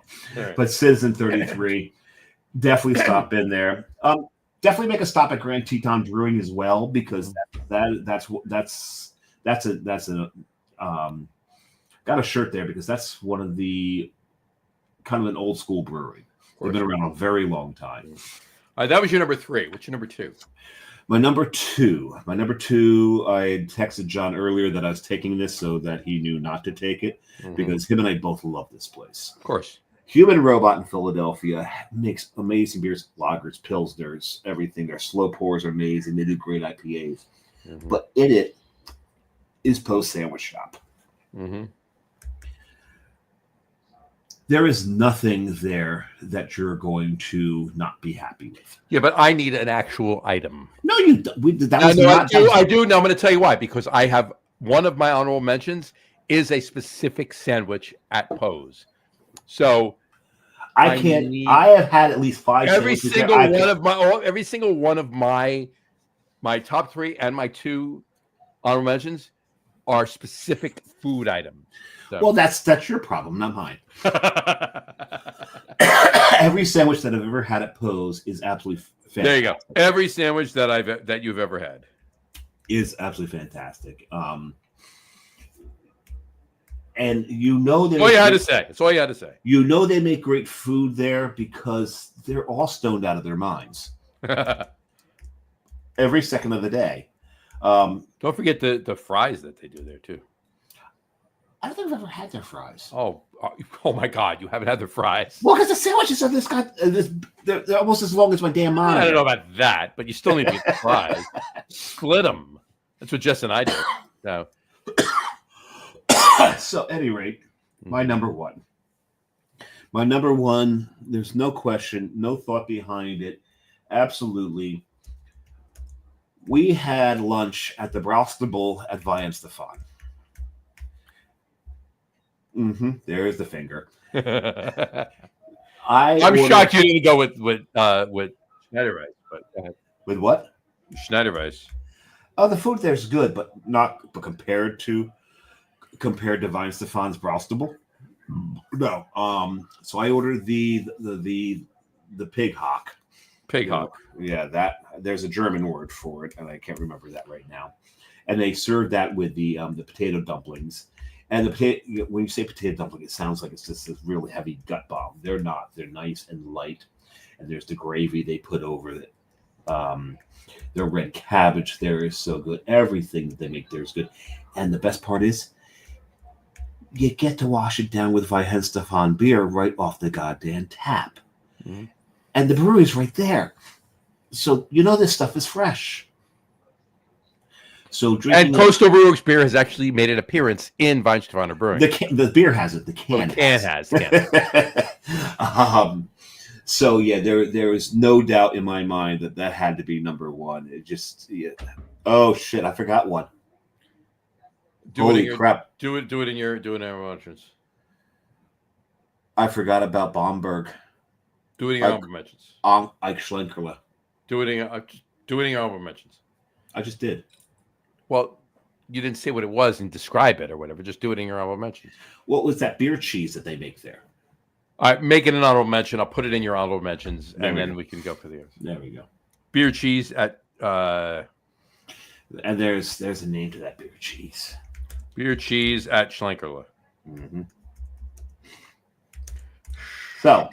Schlenkerla. There you go. Here we go. All right, cool. Mine. Here we go. All right, ready? Obatsta. Obatsta. All right. Obatsta. Obatzda. Obatzda. Obatsta. Yeah. There you go. All right. So here's the thing. I have 3 honorable mentions, but I'm only going to give my top one. All right, and then I'll mention the other 2 Did afterwards. you pause for effect there? I did. Yeah. There you go. And Brian Book has given us his, or at least one. And we're going to talk about that too, because Brian's actually is one of my honorable mentions. Right. Oh, So Brian's but what? Brian's comment as to his one of his comments is his comments, right. So I thought it was something that he had made at his. No, not at a tailgate. No. Okay, yeah. So my top my one honorable mention that I mentioned, and then my top 3 as follows. Here we go. My top honorable mention I'm going to mention is the top honorable mention I mentioned. Okay, you like how I did that? I like it. You're still in the mode. The huge German pretzel. And I could find a picture of it too. It's huge. It's huge. So big. Everyone agrees it's the best pretzel. It's huge. It's huge. The huge German pretzel at Trogs Brewing out in Hershey. And not to mention, and the thing is, it may have been one of my 14 honorable mentions only because of the mustards. Oh my God. Yeah. Those mustards. As good as the pretzel was. As the spent grain pretzel. Those mustards are amazing. And we'll get to other spent grain pretzels as well when we do that. I'm actually trying to. Here we go. I needed to find it. There we go. Wouldn't be a show without. It wouldn't be a show without. There you go. Look at that. Look at that friggin' thing. But there's the mustards aren't there. They're off. No. That's what they said. No, they're off to the side. That's what they served it with, and I got all the others. Yeah. So. That's the beer cheese and the there's the kind of dip thingy. There you go. We'll talk more about spent grain pretzels shortly, but that one right there, ridiculous. Okay. My number 3 is the German sausage platter, which consisted of Bratz, shocker, I know, and Weisswurst at Surly Brewing in Minneapolis, Minnesota. Oh, now that's a place I've not been. Right. I could actually. I mean, I have. Oh, pictures. here comes. I have pictures of all of these, so I mean, I could just go all day. I mean, I don't take pictures of my food. John's top 3s would probably only last about 5 minutes if it were for the search for the pictures. It wasn't for pictures, yeah, exactly. So. I could probably go take a leak while he's looking for these pictures. No. But then who's going to fill the airspace while he's concentrating on finding a picture? Well, I'm only going to show you this picture only because it really needs to be shown, but that's besides the point. Okay. There we go. Those are 2 sausages, yes. Yeah, they were really good. It's a really cool plate, too. It is pretty cool. So, nice slate plate. German sausage platter, Bratz and Weisswurst at Surly Brewing in Minneapolis, Minnesota. My number 2, and I don't have a picture of this that I know of, but I'm not going to look anyway, so it doesn't matter. Is I probably do, but I won't look. Is the brisket, and I've talked about it on the show before, from Blowfish Barbecue, and this is a Pittsburgh show. Blowfish Barbecue at Old Thunder Brewing. Blowfish Barbecue was a pop-up outside, a food truck, if you will, but they had a smoker. Amazing brisket at Old Thunder Brewing in Pittsburgh, Pennsylvania. And I gotta apologize, Rick. I really do need to empty this. All right. But I will ask you about your first when I get back. Ask me about your first when you get back. So I'll just ramp up and just talk about nonsense or whatever. Going back, I'll mention this. And we'll talk more about this with Dave when he gets back. But when I mentioned the German pretzel before, the spent grain pretzel at Trogs Brewing, it's amazing. If you've been, Trogs Brewing is in Hershey, Pennsylvania. Okay, it's literally right next to Hershey Park. So if you've gone anywhere near Hershey, or if you're going anywhere near Hershey, definitely stop at Trogs Brewing. They make really good beer. I mean, Trogs Brewing's been around a long time, and they're widely distributed. But they actually do really, really well beer, really good beer. And a lot of the beers are, depending on the list that we do, some of the beers would be on my list. And I do have, they do some amazing barrel aged beers too. You want to go there, but the food at the brewery is the point of this conversation, right? And it's really good. You're going to want to get to you want to get to the brewery, and you're going to want to have. They have other things other than the German pretzel, right? I mean, they have other food there as well. You sit at the bar. They have tables there as well, and you're going to want to have any of that. But the point of this is the German pretzel is amazing, literally amazing. Which was this one? I went back and I talked about the tropes to pretzel. So, and the number two is one. Number 3 was the German sausage platter, the Brats and the Weisswurst at Surly Brewing in Minneapolis, Minnesota. Yeah. The brisket from Blowfish Barbecue at Old Thunder Brewing in Pittsburgh, Pennsylvania. My number 1. Listen, before you move on, Blowfish, I tried to find them while I was there. You did. Even with Old Thunder, a day late, because they never listed.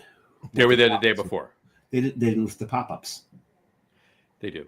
Well, Old Thunder doesn't. You gotta go on You got to go on Blowfish Barbecue. And I did, and they didn't list it either. They didn't list it either. Yeah. So and anyway. and it's Blowfish Barbecue, and the name of the owner, and he's an amazing pitmaster, Hootie. Shocker, right? And we've mentioned him on the show. Actually, we tweeted at him, and we've posted some stuff on Instagram. Follow them. If you're anywhere near Pittsburgh, if you're going out there, if you're going by Trevor at Coven, if you're going out to Old Thunder, you're going to any of the amazing breweries out in Pittsburgh, definitely see if Blowfish Barbecue is anywhere out there and they're making some brisket or whatever else they're making. Go by there and have some stuff. It's amazing. And the brisket literally is not the best, some of the best brisket I've ever had. It's really, really good. Anyway, my number 1 is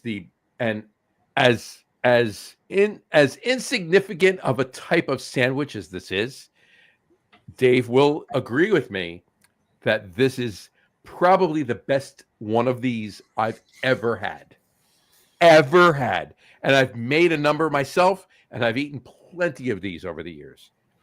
But the BLT at Mast Landing Brewery in Westport, Maine, west of Maine, is one of the best, if not the best, BLT I've ever had in my life. When we came up with this, so pardon my French, so fucking good. It's ridiculous. When we came up with this top 3, I said to John, like, take the BLT from Mast Landing, because John was raving about it. We were there for Carrie's birthday the day before. We left the day after. Right. We went to Mast Landing and got the. Actually, the day after John left and went there, we went 2 days later, I believe. You were there. We were there the same amount of time, but I was there 2 days before you were there. 2 days after. We had 1.5 days in between together. But at any rate, throughout the night before and the morning of, and that was it. Well, you gotta have the BLT. Well, Carrie's birthday, we started at 11 a.m. at Allagash. Yeah. But so we're both like, okay, John's saying gotta get the BLT. I'm like, okay, fine, whatever. Take a grain of salt. He's raving about fucking BLT. It's just a goddamn BLT. And then we got the BLT. I went, it's not just a goddamn BLT. This is a damn good BLT. This is insane. I'm literally telling you, it's the best BLT I've literally. Now I won't. Memory wise, it's the best BLT I've ever had, ever. But I will calm down from that, and I will say it is one of the best BLTs I've ever had. The flavor behind it, the bread, the mayo, the lettuce, the tomato. The tomatoes were good and fresh. The tomatoes were amazing. And I got to be honest. When the mutton is nice and lean and crisp. Oh, MLT. Oh, my God. It's so good. Anyway. So let's throw Brian's up, and we'll get into some of our honorable mentions because there's so much about this to talk about. Right. So I'll do mine. You do yours afterwards. Let's throw Brian's up there first. Excuse me. No, are you going to throw up? No. I thought you said you were going to throw up. No, throw them up. Yeah, there you go. Oh, then you were. I know. That was a burp anyway. Let those out. Be proud of your belches. Exactly. Brian said bratwurst, cheese, crackers, and meats, a nice thick 10-ounce burger with a smoked thick cut bacon and cheese, particularly Brewery, the smoked wings at Defiant Brewery. Okay, so the thing about Defiant, John's heard me say this, and John gets a little annoyed because he used to work for Defiant, is that the barbecue there was so damn good. I wished it was a BYOB. See, that's a misnomer too, and I'm going to tell you why, and I'll defend this right now, for them. All right. The beer that you've gotten out. Nothing was ever bad, right? But the beer that he's gotten out might have not been what he was looking for. I've in the past, I had brought Dave. You've given me one beer from them. And I actually poured a beer for him, and he's like, holy shit, this is fan-friggin-tastic. No, I never said that. I said this was good. All right, well, no, but look, anybody that knows you knows damn well when you say this is good, it's fan-friggin-tastic for anyone. No. Maybe. But when I was there, eating barbecue, the beers that we're drinking, and maybe because remember this is a very, very long time ago. Maybe had time to dial some beers in, but we were. It depends on who was brewing. But we were not enjoying the beers, and we were really wishing it was a BYOB. But Brian's absolutely correct. The barbecue there that came out of the back, that came out on those half trays. That was fan-fucking-tastic. Oh my God. And those smoked wings. Fuck. Yeah, 100%, Brian. And I will tell you right now, I had 3 honorable mentions. Dave has 19. But no, I have 13 more. There you go. I had 3 honorable mentions. I said one, the German Pretzel at Trogs Brewing. One of my, and I'll finish mine now so we can get over with it. Another one was, I'm just going to go away from Defiant for a second. Pose was one of Dave's, and it was your second, number two. You're number 2. Yeah, my number 2. The Gabagool. Okay.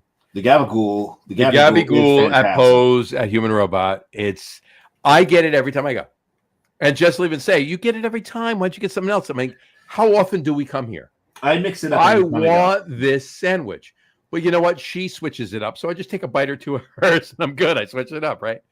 The Gabagool, it's amazing capicola. And the chicken, it doesn't matter what sandwich you're getting it on. The chicken is amazing. But with cutlets.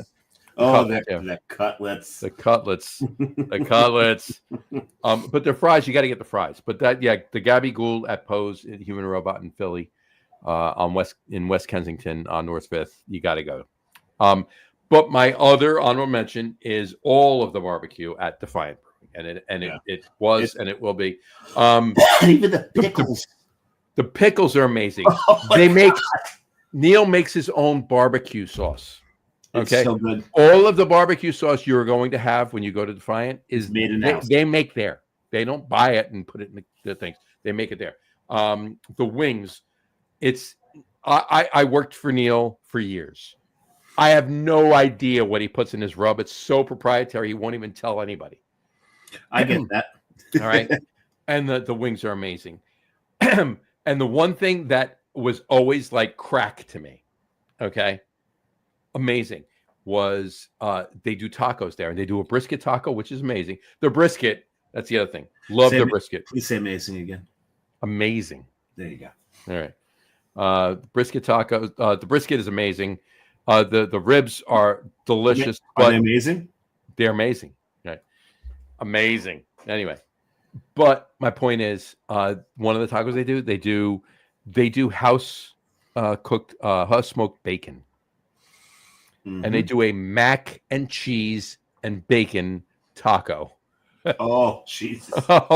And I'm like, it's like crack. It's like Lay's potato chips. You eat 2 of these. I mean, you'll gain 30 pounds while you're in there eating these, right? But they're so ridiculously good. It's totally worth it. So anyway, so that's mine, and that's what Brian was saying. Brian, the smoked wings at Defiant Brewing. That's exactly what I was talking about. The smoked with the rub that proprietary rub that Neil has, amazing. So there you go. That's all of mine. Brian. Thank you, Brian. Appreciate your comment. Appreciate it. Doug, if you have any, write them in. Anybody else? Yeah, because Doug's been around. Doug's been a little around. He's been around. He's eaten at a few breweries.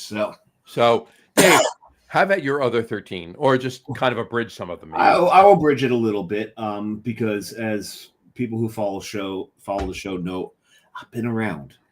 I travel, and when I travel, I visit breweries, and I like to eat at the breweries. So I'm going to break this down a little bit. So we're talking about wings. There's a brewery kind of chain in Maine called Blaze. He's not even looking at me. I was going. I'm looking at you. I'm ignoring you. I thought you're just airing out your pits because you're sweating. That's what it was. Right? That's what it was. But there's a brewery called Blaze. Blaze, and they're up in Maine. Blaze. BLAZE. Oh, Blaze. Yeah, I know Blaze. You know Blaze. And they're in Maine. And Maine they're known for beer. They're known for a lot of things, lobster, but they're also known for blueberries. A brewery's known for beer. Oh my God. And Blaze. How novel. Blaze does a blueberry barbecue wing. That is fantastic. Didn't we have a blueberry barbecue wing at in Maine at Liquid Riot. We did. They were not as good as Blaze's. They were good. But Blaze, I think, has like some sort of chili in it that gives it a spice. That makes sense. Okay. I think it was maybe Chipotle. Imagine blueberry Chipotle barbecue wings. That's interesting. I like that. Oh, those were so good. West Sixth Brewing. They're in Tennessee. I'm blanking on the town now. But West Sixth, there is a seafood shack in the brewery. Okay. In the middle of friggin' Tennessee. So you're thinking, okay, well, I've got nothing else to eat. Seafood in the middle of friggin' Tennessee. The goddamn fried fish sandwich that I had there. And they did it with like a slaw on it. So damn good. That's one. Now, you'll hear John and I talk about eating pizza anywhere else other than the tri-state area, and just don't do it. Okay. Great progress. So we won't do that. Sure, was in Tennessee. West Sixth Brewery is in Kentucky. Kentucky, that's right, Kentucky. Knoxville? Louisville. Is it in Louisville? Louisville, and wait, there's two locations. There's Lexington. We're in the Lexington one. Lexington. Yep. We're in the Lexington one. That's the one that's got the fish shack in it. So that's the one I'm talking about. Oh, there you go. Doug just said West Sixth is in Lexington, Kentucky. Thank you. Not Tennessee, Lexington, but still even Kentucky. Tennessee, Kentucky, potato. Yeah. Oh, don't say that. I'm kidding. That was a joke. Wow, we've just lost to pencil states. But John and I will talk about pizza, and we're pizza snobs because of where we're from, and it's rare that we'll eat pizza from anywhere else. When Carrie and I vacationed in Utah, we drove through northern Arizona, which is basically kind of just southern Utah. And we went to Edge of the World Brewery, and they served pizza there. That's all they had. So we're like, we're really hungry. We need pizza. We got a pizza there. It was fantastic. We couldn't believe how good this freaking pizza was. So that one. So if you ever get to Edge of the World Brewing, which is in, it's in the town where they filmed that show about the Mormons with many wives. That's actually where it occurred. But the beer is really good. We had them on the show. No, it was in Arizona. It was in Arizona. Oh, Arizona. We had them on the show, if you remember. Yeah, we did. At Arizona. No, we had a Utah brewery on the show. You were in Arizona when you were on the show. No, I was in Utah, and the Arizona brewery was on the show. Edge of the World. That's right, Edge of the World. Yeah, you're Edge right. Edge of the World. Barbecue, Atlantic Brewing. That's actually right near Acadia. Atlantic Brewing is amazing. The Bar Harbor Blueberry Ale is my favorite blueberry ale ever. Coddington Brewing comes close, but you're right. But the barbecue there is very inexpensive and very, very good. Speaking of Coddington, let's talk about burgers. Coddington Brewing in Rhode Island, their burgers are really friggin' good. Le Saint Bach in Montreal. They have this burger that's got arugula. I think there's brie and like blueberry or something on it. It's amazing. But the best part about their burgers is the given side dish is poutine. Really? Yeah. So crazy. you can swap it out for fries if you want, but who the fuck would swap it out for just plain fries when you want? Give me the fucking protein. Yeah, you don't want to do that. But one of the best burgers I've ever had. Rough Cut makes amazing burgers. They're in New York. There you But the other another one that makes amazing burgers is Two Rivers in Easton. Two Rivers in Easton, Pennsylvania has amazing burgers. And I didn't want to go above 3 honorable mentions. Had I known you were going to 14 honorable mentions, I probably would have put them in there. But That yeah, peanut butter bacon burger. peanut butter bacon burger is, I mean, Off I don't the need to read the menu. I go in there and that's what I order. So. They got a buffalo burger, which is really, really good too. I've had that. But the peanut butter bacon burger, if you're not doing that, you're wrong. Mm-hmm. You're wrong. 100%. You were going to interject with a comment here. I was about to. So, but finish what you're saying about the peanut butter bacon burger. Right? No, I'm done. No, bring the comment up. All right. The comment is from, well, first of all, it's from Wanderback Beer Works on YouTube. They're like, Happy National Lager Day, guys. Oh, absolutely. Cheers. Happy We're National not Lager neither Day. one for the drink. Oh, you're drinking a lager. I'm not.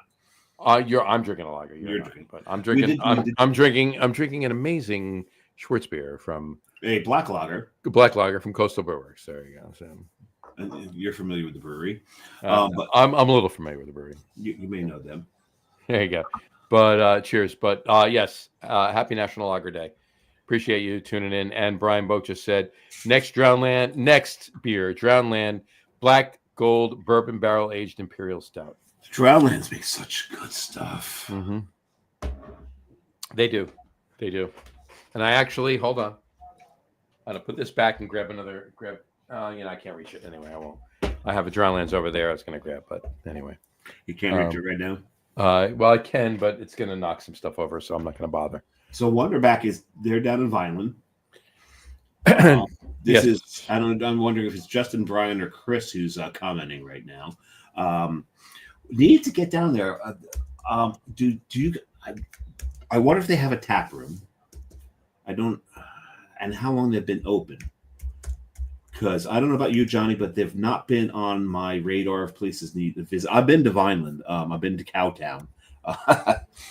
They're just off the Vineland. If you come over across the Delman Bridge. He just said, nice releasing our Dock Lager this week. Oh, beautiful.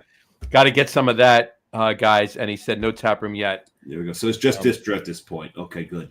Well, not good. I can't wait for a tap room. You let me know. Tap room, we'll get down there. Comment in on message on Facebook. Whatchamacallit, where you're releasing the Dark Lager, because I definitely want to pick some of that up. Yeah. And we'll talk. And we got to get you guys on the show too. So definitely comment, message us on Facebook. Yep. Just go to the Log Room Guys on Facebook and send it in. Plus, you want to just go to the contact page on the website. Either or, but let us know. Let me know where the Dark Lagers get released, and we'll get you guys on the show soon too. Yeah, I love to look at the cans too. They've got a really interesting. Will do. Can't wait. Absolutely, dude. Absolutely. Thank you. Absolutely. So we'll do that, and maybe get all three of you guys on the show. Absolutely. So you were talking about pretzels. Oh yeah. So Apponaug Brewing Apponaug Brewing is in a part one. So if you remember, I lived in like this old mill. So they'd taken this old mill in Rhode Island and turned it into apartments. Sure. By the way, what number are you up to? Because you have 13. I'm just curious. 6. Jesus. Rattle through a few of them after. I'm gonna try to, but this one needs a little time because they took a lot of these old mills, these old production facilities, turned them into apartments, and some of them actually had retail in them, and one of them actually had a brewery in it, Apponaug. And Apponaug did this pretzel. The pretzel was good, but the cool thing about it is, so anybody's seen like a big German pretzel that's got the 3 different holes in it, right? Yes, I'm aware. And what Apponaug did 1, is 2, 3. Yeah, and Apponaug filled those holes with sliced sausage. Apponaug filled the holes with sausage. Listen to what he just said, people. Okay. There was slices of... Filled the holes with sausage. One of them had kielbasa. I didn't say it. One of them had bratwurst. All right. I forget what the third hole was filled with. Knockwurst, Possibly. Weisswurst. No, I think it was knockwurst. And they had they had the beer cheese and some mustards. And man, that was so damn good. There you go. That was really good. Let me see. Anything else that's really, really worth bringing up here? Oh God, the Plowman's lunch at Ship In. Oh, you know what? You know what? I got to be honest with you. You just said that. It literally just popped in my mind a second ago. I feel bad that we didn't even say anything about Joe's food at Descendants. So it's all British. Everything. It's mostly British, but the Plowman's lunch. What's great about it? It's the bobolink dairy cheeses. Yep. That he uses for the Plowman's lunch. Yep. It's just a wonderful platter that he puts out, and I absolutely love it. Mm-hmm. I absolutely love it. And I'll tell you this right now. If I had to pick one food now, every food he has there, and he switches up the menu a lot, but there's a few things that he keeps on, a few staples he keeps on. And this is Descendants Brewing. Now, if anybody that knows this, anybody from Jersey or is familiar with Jersey anyway, the first brewery, if you will, for that matter, it was a brew pub in New Jersey, was the Old Ship Inn, and that's out in Milford, New Jersey. And that's now Descendants. And now it's Descendants Brewing at the Old Ship Inn, right? Yeah. So the brewery, the beer, the brewing is Descendants Brewing Company, and the food and the restaurant is the Old Ship Inn still, right? But the Scotch egg that he makes there, oh God, yes, so damn good. And as a quick aside, all right, on Friday, January 3rd, okay, Friday, January 3rd. So technically, was that 3 weeks from this Friday? I guess. Yeah. Okay. Right? 3 weeks from this Friday. Friday, January 3rd, is the 30th anniversary of craft beer in New Jersey. That's when that started then. With them. That's when Old Ship Inn opened up. Blah blah blah blah blah. Right. And Joe is having Descendants, and Old Ship is having a festival that day. And one of the breweries, and there will be many breweries there. One of the breweries just happens to be Coastal Brewers. Coastal Brewers. I may have to take the day off and get down there. So we will be. Because I get a lot of time off. There you go. So we'll be there that day, and it will be a fun day. And yeah, anybody that's anywhere near Milford, New Jersey, that can get out to Descendants Brewing at the Old Ship Inn on Friday, January 3rd. Come out. You will see me. You will see Matt, and you probably will see Dave. You might see the Samurai. The Samurai. It's going to be a good day. It's going to be a good day. But that aside, all of that aside, the food there is ridiculous. And as a separate aside, the whiskey. He has the best bourbon list in the entire damn state of New Jersey. Just ask him, and 3 hours later, you'll understand how good the list is. Mm-hmm. I've only got 2 more honorable mentions left. Go for it. Rattle them off, and then we'll wrap the show. Mac and cheese. If you want a mac and cheese that is going to send you into cardiac arrest, get 2 Druthers. Yeah. They bring it out in a cast iron skillet. I would agree with that. I would agree with the food at Druthers is very good.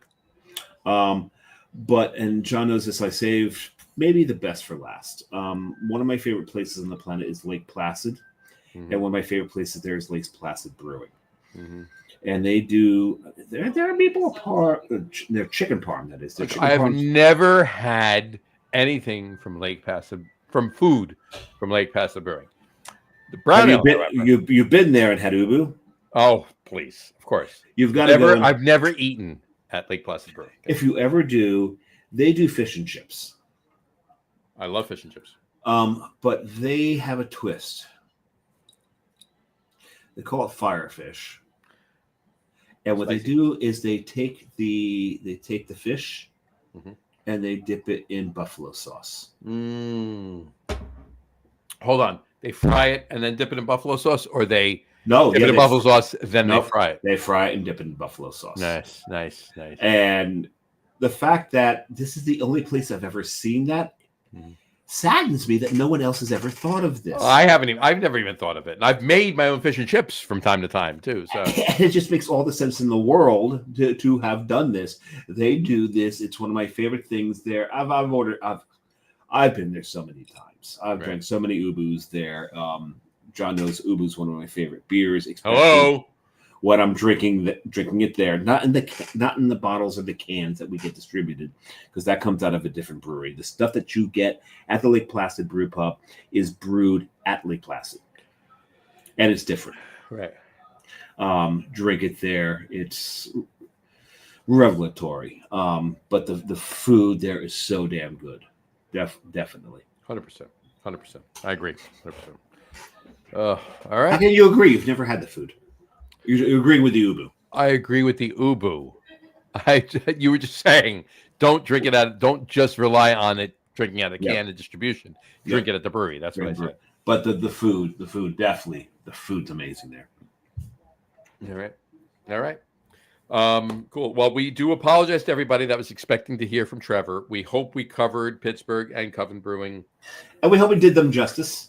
Now, we by no means do we think that we covered what Trevor would have covered. No, of Coven Brewing. We're obviously missing not having Trevor on the show to talk about. There's a lot of specifics when they opened, what they do, so forth and so on. Any events coming up or whatever, but that will happen in time. We have to reschedule him, but other than that. But if you go to Pittsburgh and you skip Coven, you're missing out. You don't skip Coven. If you go, here's the thing.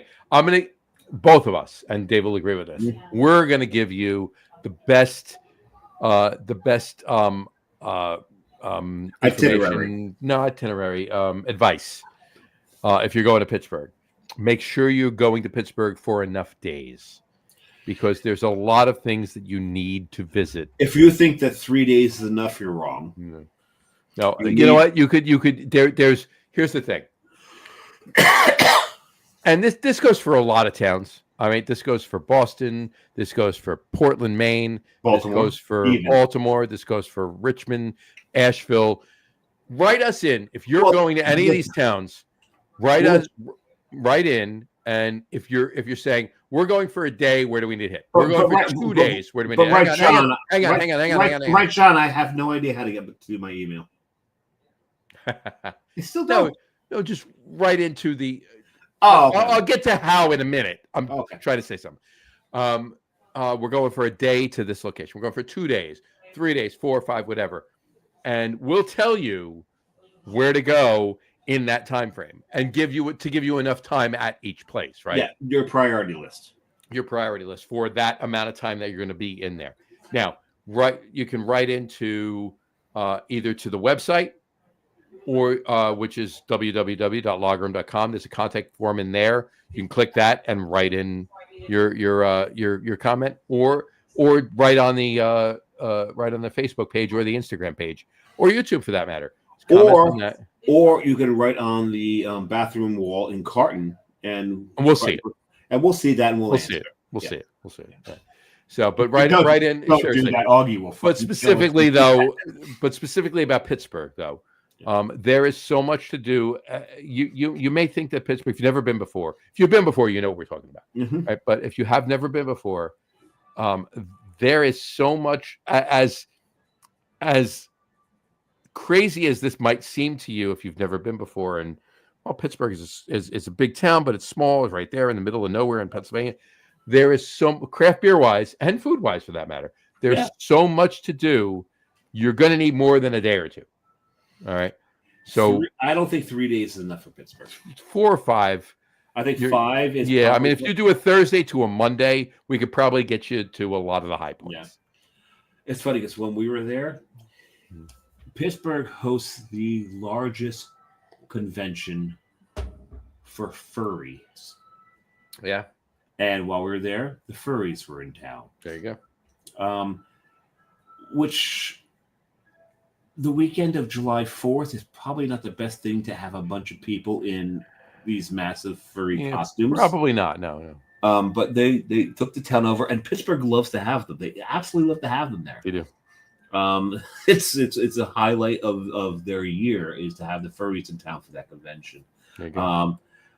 But if the furries disturb you a little bit, don't go the week of July 4th. That's definitely a niche thing, but there is really so much to do there. And if you skip the Heinz Museum, you've done it wrong. Oh, you got to go to Heinz Museum. You have to go to the Heinz Museum. You have to and not visit and just hit one floor. You need to spend some time there and visit every floor because it's not just ketchup. It's Pittsburgh history. Yeah. It's sports. It's everything about the town. You need to go there. You need to go there. All right. And it's not just if you're thinking, oh, I don't need to find out about ketchup. It's bullshit. You need to go there. It's also a Revolutionary War history of that valley. Everything. It's everything about the town and everything you could think of that had to do with Pittsburgh. And don't miss the Warhol Museum either. No, you need to go to Andy Warhol Museum. Yeah, you need to walk through. Even if you're not a sports fan, you need to walk over to Heinz Field. I know it's Acrisure Stadium now. I still call it Heinz Field. You need to get over there and you get to the reverse water. You need to and you need to go over to the waterfront and see the Mr. Rogers. Oh my God, the Mr. Rogers. If you're of Gen X, the Mr. Rogers thing it'll to quote Fonzie, it'll make you misty. Make you a little misty. Yeah. Am I getting a little misty? It's very, very extremely well done. I was so impressed with the audio. Yes, the audio is very well there. Very cool there. But it's and what's really cool is we were there. I want to take a picture of the Mr. Rogers statue, and there's someone like kind of lounged out in front of it, and they saw me just kind of milling about waiting for them. Like, oh God, I'm so sorry. You want a picture of the statue, don't you? They're very cool about it, which was very different from my experience in Seattle when I wanted a picture of Jimi Hendrix, the Jimi Hendrix statue. There was someone camping out on that. Right. Yeah, I told you that story, right? You did, yeah. Yeah, the guy was very adamant, and I got him to move, but he was just like fucking Taurus. But no, it's the people of Pittsburgh are fantastic. These are the things to see. That clock. Did you see the clock that's near the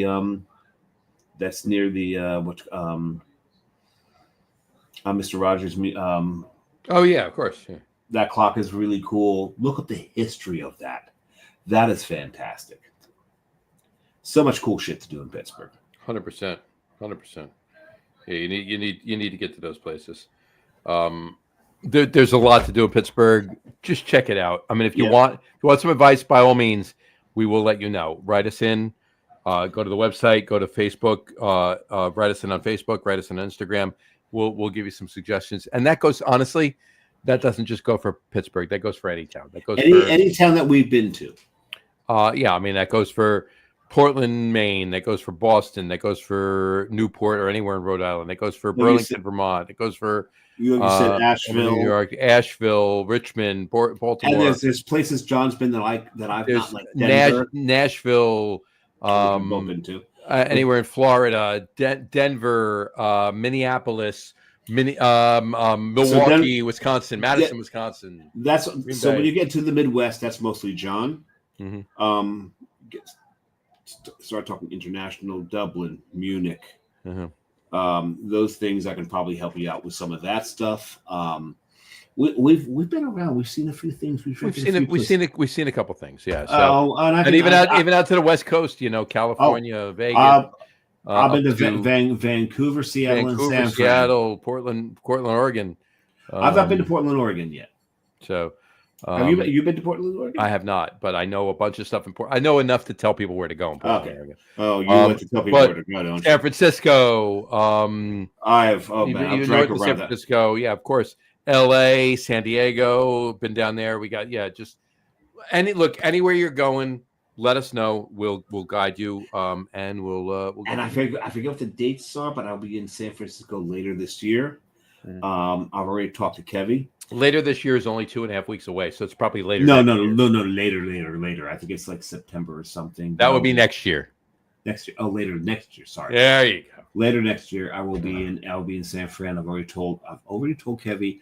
I want to shift behind bar. There you go. I want to shift behind bar, but I also want to do the show from Alameda Brewery. It's not a bad idea. So, all right, folks. On that note, we will wrap up the show for today. We want to thank everybody for watching, and for those of you just listening to the audio podcast, thank you for listening. Don't forget to visit our website, www.lagerroom.com. That's LAGERROOM.com. And please remember, like us and follow us on all of our social media, Facebook, Twitter, Instagram, and of course our YouTube channel. All of them are at The Lager Room. Remember, we go live with the video podcast on Facebook, YouTube, Twitter, which is now X, and Twitch every Tuesday night around 6:30 p.m. Eastern Time. And for those of you who just want to listen to the audio podcast, you can do so on our audio host, Spreaker, as well as iHeartRadio, Apple Podcast, Spotify, Odyssey, Audible, Google Podcast, Amazon Music Podcast, TuneIn, Podcast Addict, CastBox, Deezer, Podchaser, Listen Notes. Pretty much anywhere you can find an audio podcast, you will find the Lager Room Guys Craft Beer Podcast. And if you haven't done so already, please subscribe to one of those feeds and you will never miss a show. Again, thanks for following along with us. Have a great rest of your week. Have a wonderful weekend. Drink a lot of beer, but drink responsibly. Enjoy the holiday season. Keep enjoying the holiday season. We got a lot more holiday stuff coming up for you. Enjoy it with us. We've got some stuff. Enjoy it with us. Yep. And we will talk to you next week, folks. And to be fair, as expected, as this warmed up, the coffee started to take over. 100%. And this balanced out. Really, really good. I really enjoyed this. There you have it. There you go. All right, folks. Take care. Cheers. Cheers.